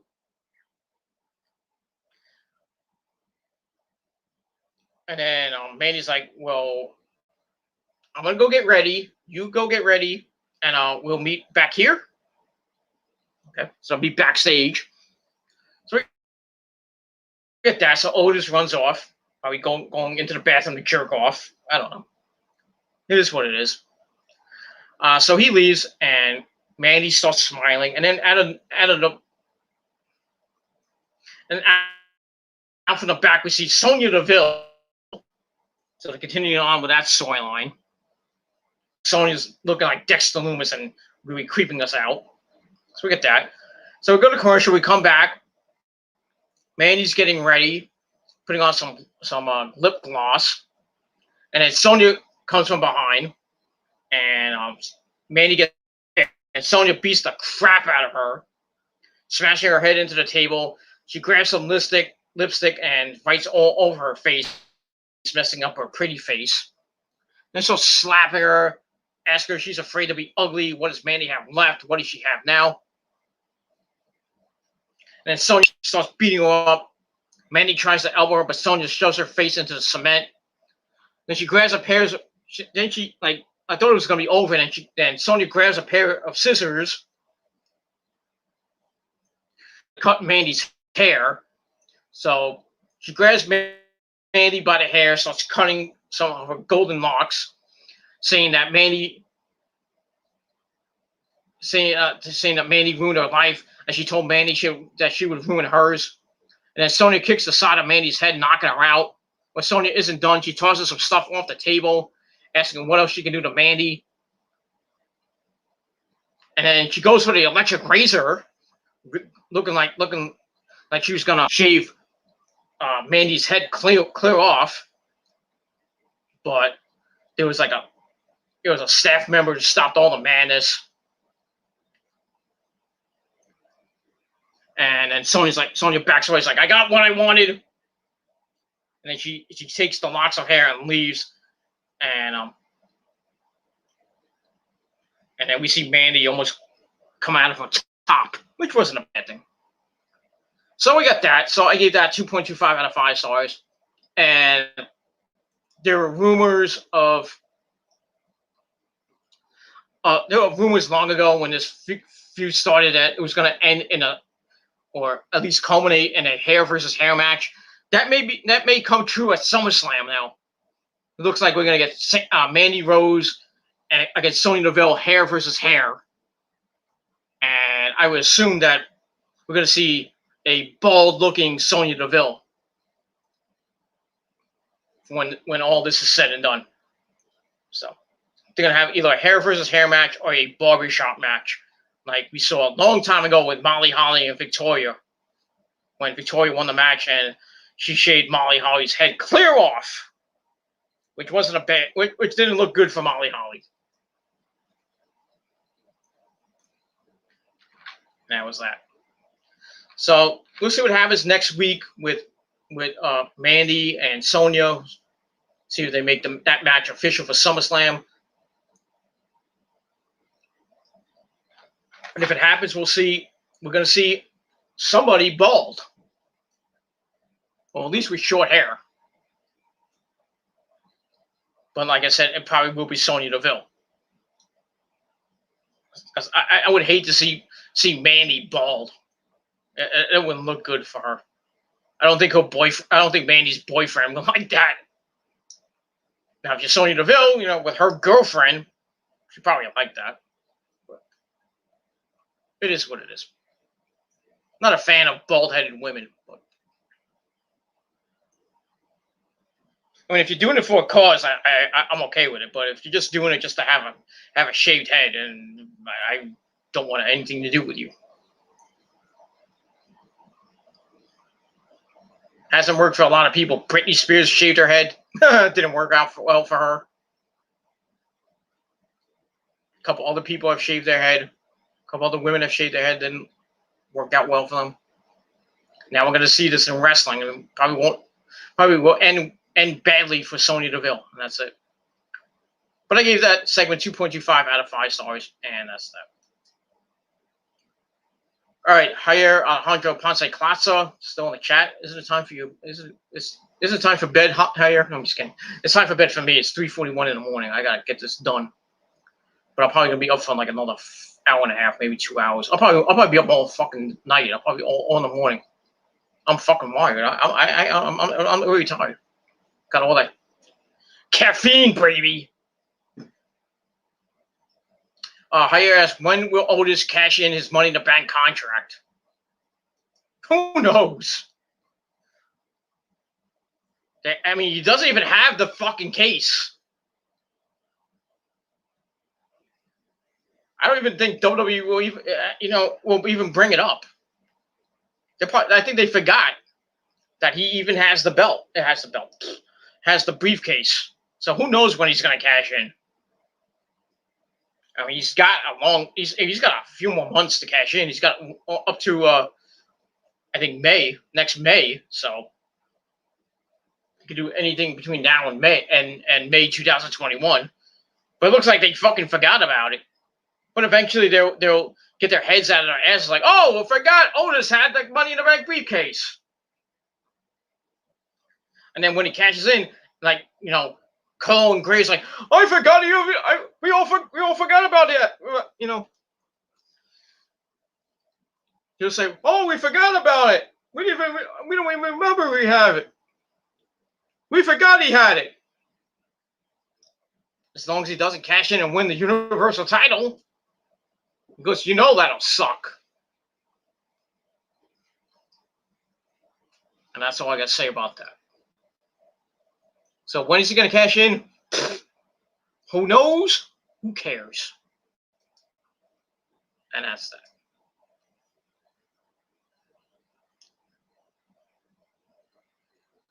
All right, after all that happened, then we get Caleb Braxton coming onto the scene, looking at what's going on. So she looks at, tries to get try to assess what's going on. In comes Miz and Morrison, asking where the adults are in the room. Morrison calls Mandy Minivan Mandy. And then they do some really bad hair puns. Which are fucking. And then another guy we haven't seen in weeks, Tucker Knight comes out, takes offense to it. He's like, guys, idiots. And then he leaves. So Maybe they'll reform Heavy Machinery and they'll go after Miz and Morrison. Whoop-de-damn fucking do. Fucking horrible. Everybody forgot about Tucker. Now they bring him back. They forgot about Mandy and Otis. They bring them back. They forgot about Sonya Deville. They bring them back after like 2 or 3 weeks. They'll probably be off TV for another 3 weeks now. Nobody's going to care. And that's that. All right. Now, finally, we get to the main event for the SmackDown Women's title. Bayley goes against Nikki Cross. It was an okay match. Nothing great. We had the beautiful Sasha Banks. Don't have a shirt on, but the boss. The Raw Women's Champion and one half of the Women's Tag Team Championships, which are going back to not being defended again. And then we had the lovely Alexa Bliss at ringside, looking cute. So it's also with Nikki going completely berserk, beating Bayley in the corner, punching her a couple of times. Then she has a drop kick sending Bayley into the corner. Then she gets a monkey flip and goes for a swinging neck breaker. Bayley escaped and then goes off the ropes. Nikki hits a Luthez press. So doing the Austin punches over and over and over again. Bayley comes back with a kick off the ropes. Then she goes to the outside to get a breather and talk to Sasha. Then they have a big stare down. Nikki goes to the outside, Bayley with a right, but Nikki blocks it, sends Bayley into the apron, and then again, ow. Sends her back, trips Nikki and kicks at the knee. She hits a leg drop off the apron, well, not the apron, off the ropes, goes for a near fall. Then she stomps Nikki in the corner. Nikki comes back with a kick, which sends Bayley into the ring post, ribs first. Ew. Ow. And then she hits a crossbody off the apron. And then she gets on the announce table and goes, I'm great. And my freaking Corey Graves is like, get off my table. That's that. So we go to commercial, we come back. Bayley comes back with a back suplex for a near fall. Then she goes to work on Nikki for a little bit of a run, but Nikki avoids a move. Bayley hurts her ribs some more on the corner. Nikki with a throat thrust shows Bayley away, then another one, then a push to the gut. Then she has a drop kick. Runs off the ropes with a crossbody for a near fall. Then she has a splash. It's an elbow out of the corner, then a tornado DDT for a near fall. Bayley goes to the outside. We see Sasha Banks give Bayley her legit boss knocks, or her things, you know what I mean. Nikki's on the apron, runs off Bayley, rolls back in. Bayley then misses a clothesline. And then Nikki hits a ripcord and a neck breaker for a near fall. Then she sees the brass rings are in the hands of Bayley. She tosses them right back at Sasha. And Sasha's like, how dare you? And then she drops Bayley with a right hand, goes for a near fall. Bayley comes back, hanging Nikki in the ropes. And now she's able to mock Nikki. Nikki's there to trip her up, then splashes her against a barricade. And the referee's counting him out. He hits 8. Nikki goes back into the ring. Looked like Bayley was about to get counted out, but then Sasha gets on the apron. Alexa Bliss pulls her feet out. Sasha hits the apron.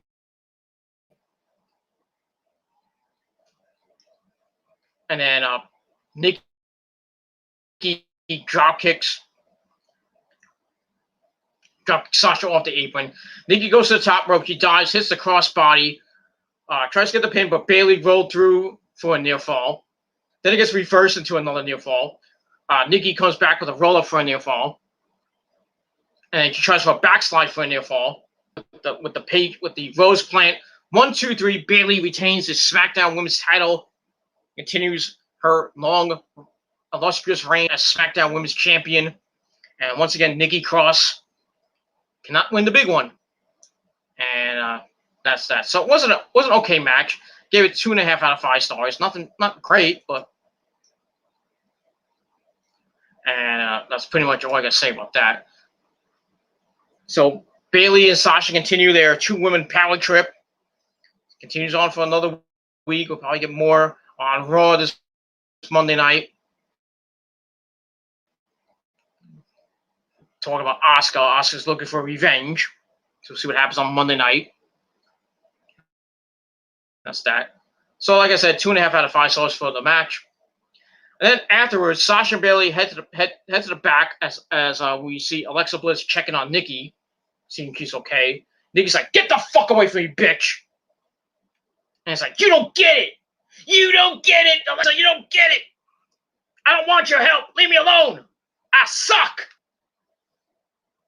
So she gets up, she puts Alexa Bliss down, and then leaves the ring, walks to the back pissed, and in the middle of the ring, thinking, "What the fuck happened to her?"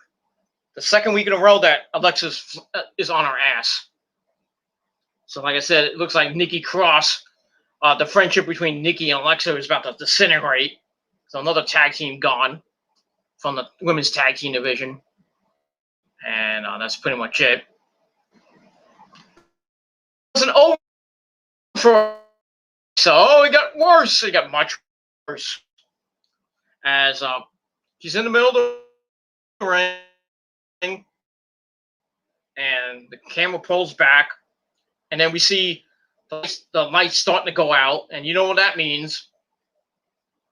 The lights go out, then they turn red. And Alexa Bliss is all alone in the ring.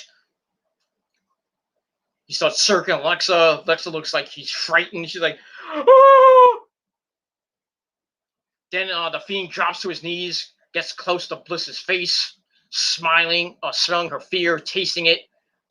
And then he starts putting his hands, going like this to her hands. I was like, "Oh God, thank God it wasn't his dick." Even though Alexa wouldn't like that, but it is what it is. So he starts putting his hands like this. Then he goes like this.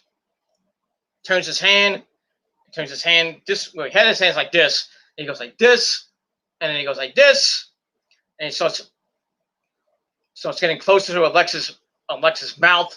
And Alexa's like, "No, don't put the dick in my mouth." So she's getting all scared. And then Bray Wyatt just rams his fingers right down her throat with the mandible claw. Alexa's screaming the death. And then Bray chokes her out and basically incapacitates her. And that's that. So that was pretty fucking shocking, to say the least. A message sent to Braun Strowman, because we all know Braun and Alexa kind of besties and everything. So the Fiend, is playing mind games with Braun, and very, very shocking ending. I did not see that coming. I thought maybe Nikki would have been the one to beat Alexa up, because she shoved her and then she went to the back. I thought she was going to come back and beat the crap out of Alexa. But we get this, and now it's going to lead, and now we don't know where it's going to lead to. We'll see what happens on SmackDown this Friday night, what Braun Strowman has to say if he ever comes back from the swamp. But like I said, very, very, very shocking ending. Now, I don't know where this is going to lead to with Alexa. If she's going to side with Bray and be Sister Abigail, or as I call her, Sister Alexa. So we kind of saw it during the swamp match. Like Alexa being the sister, looked like Sister Abigail, and being like Braun's vision or fantasy or something like that, which led to Braun losing the match.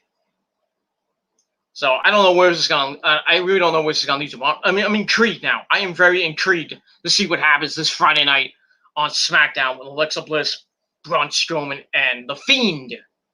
and the Universal title. Gonna be very, very, very interesting. And that's that. So I gave the Aftermath 3.5 out of 5 stars. Very good. And really brought the show up. Because the show was kind of boring and the ending was great. I think it saved the show. It really did save the show. And that's pretty much all I got to say about that. So that's it for my video. Thank you all for watching. I gave Smackdown 6 out of 10 stars. You know, I was going to give it 6.25, but I think 6 is pretty good. I think most people gave it 6. A lot of people gave it 7. I don't know what you were watching. But that's your opinion. You know, you're all in favor. You're entitled to your own opinion. But my opinion matters most because it's my show. But I gave it 6 out of 10 stars, and we'll see what happens next week on SmackDown as we're on the road to SummerSlam, which is 3 weeks from tomorrow. So, gonna get lots more storyline progression, maybe some more matches announced for SummerSlam, the biggest party of summer, which is not, but it's gonna be what it is. Where it's gonna be, I don't know. On a boat. Or it's gonna be in the Performance Center, I don't know. Who knows? Who knows what? Or it's gonna be in Stamford, Connecticut, on top of Titan Towers. Who knows? But we'll see. And that's pretty much it. All right, we're gonna end up shop with the last of the chat. Jair Alejandro Ponce Clasa says, "I gotta retire. I will go to sleep while I finish seeing you direct." Direct. Yeah. I hope at least good things in SummerSlam and Sasha versus Bayley. Also this year, the ratings will be the worst in history. It's getting there. I don't even think if they do Sasha and Bayley, it will help. I don't think Sasha and Bayley will help. They have to, you know, they need something. I don't know what they need. New bookers, new creative. I don't even think Edge and Daniel Bryan can help out. I really don't think. They need a big star. I don't know who they're gonna get. Not gonna be Adam Cole. Sorry.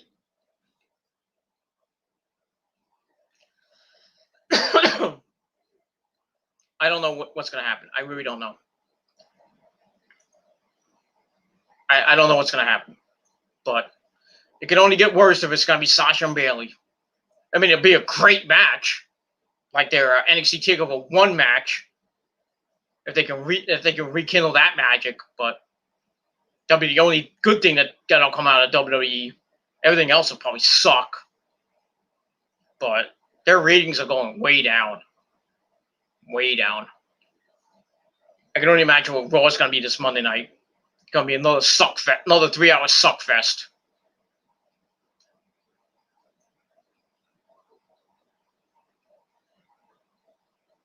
Maybe they'll get a 1.5, maybe a 1.4. God forbid a 1.3. Because the third hour got a 1.4.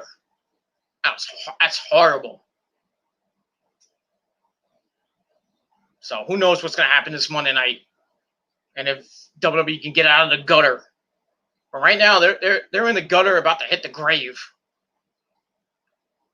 They're about to get TNA numbers, and that's sad. For Vince, it's going to be really sad, and he's going to lose TV deals. He's going to lose everything.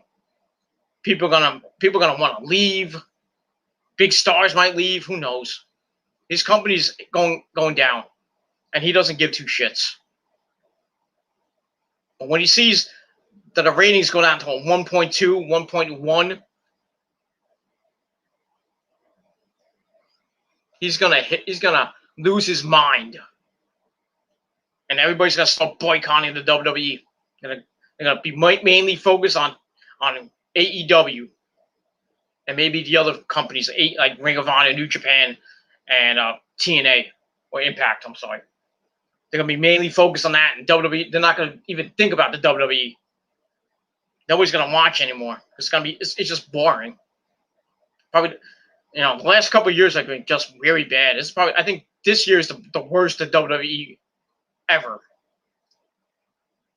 the worst year the WWE's had right now. And it's only going to get worse. And that's that. But like I said, Sasha barely can save it. I don't think it's going to happen, but it is what it is. All right, Javier says, I'll wait for your next Raw direct the day you do it. Yeah, my Raw review will be on Monday night.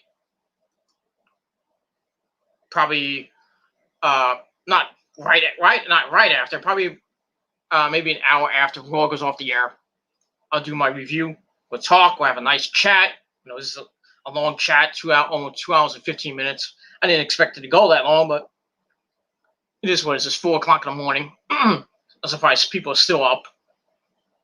Especially if you're in the West Coast. Go to fucking sleep already. I'm gonna go to sleep pretty soon. I'm gonna try to go to sleep. I'm pretty still wide. It's 4 a.m. I'm gonna watch some videos and maybe try to nod off, but we'll see what happens with that. So that's it for now. Thank you all for coming in the chat. Thank you to Javier. Thank you to Little Fettuccine 69. Thank you to Doug Sampson. Thank you to Kai, and anybody else, and thank you to Julius the Jew, and thank you to anybody else who watched the video and stayed up with me. Thank you for that. Remember to like the video, smash that like button to death. Hit that subscribe button down below. Hopefully we can start a road to 1,200 subscribers and even beyond. Maybe to start a road to 1,500 and beyond.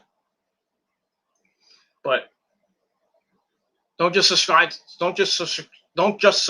this channel. Subscribe to my other channels. All the links down below in the description box. So tell your friends about this channel and my other channels. Get them to watch the videos and subscribe for some great wrestling talk, some other stuff as well. Some great insight, some wrestling knowledge like nowhere else. Some funny stuff, and that's all I gotta say about that. And that's it. So thank you for watching. Once again, 6 out of 10 stars for Smackdown, and we'll see what happens this Monday night on Monday Night Raw. Should be a pretty decent show. Not that it's going to be, but we'll see what happens with that. So we'll see what happens on Monday, and that's it. That's when I'll be back. So I'll be back on Monday night with my Raw review. Get you started up with the first week of August, as we're on the road to SummerSlam and NXT TakeOver 30. So we'll see what happens this coming week with all the action. Should hopefully be some good stuff, but we'll see. And that's all I gotta say about that. So thank you for watching this video.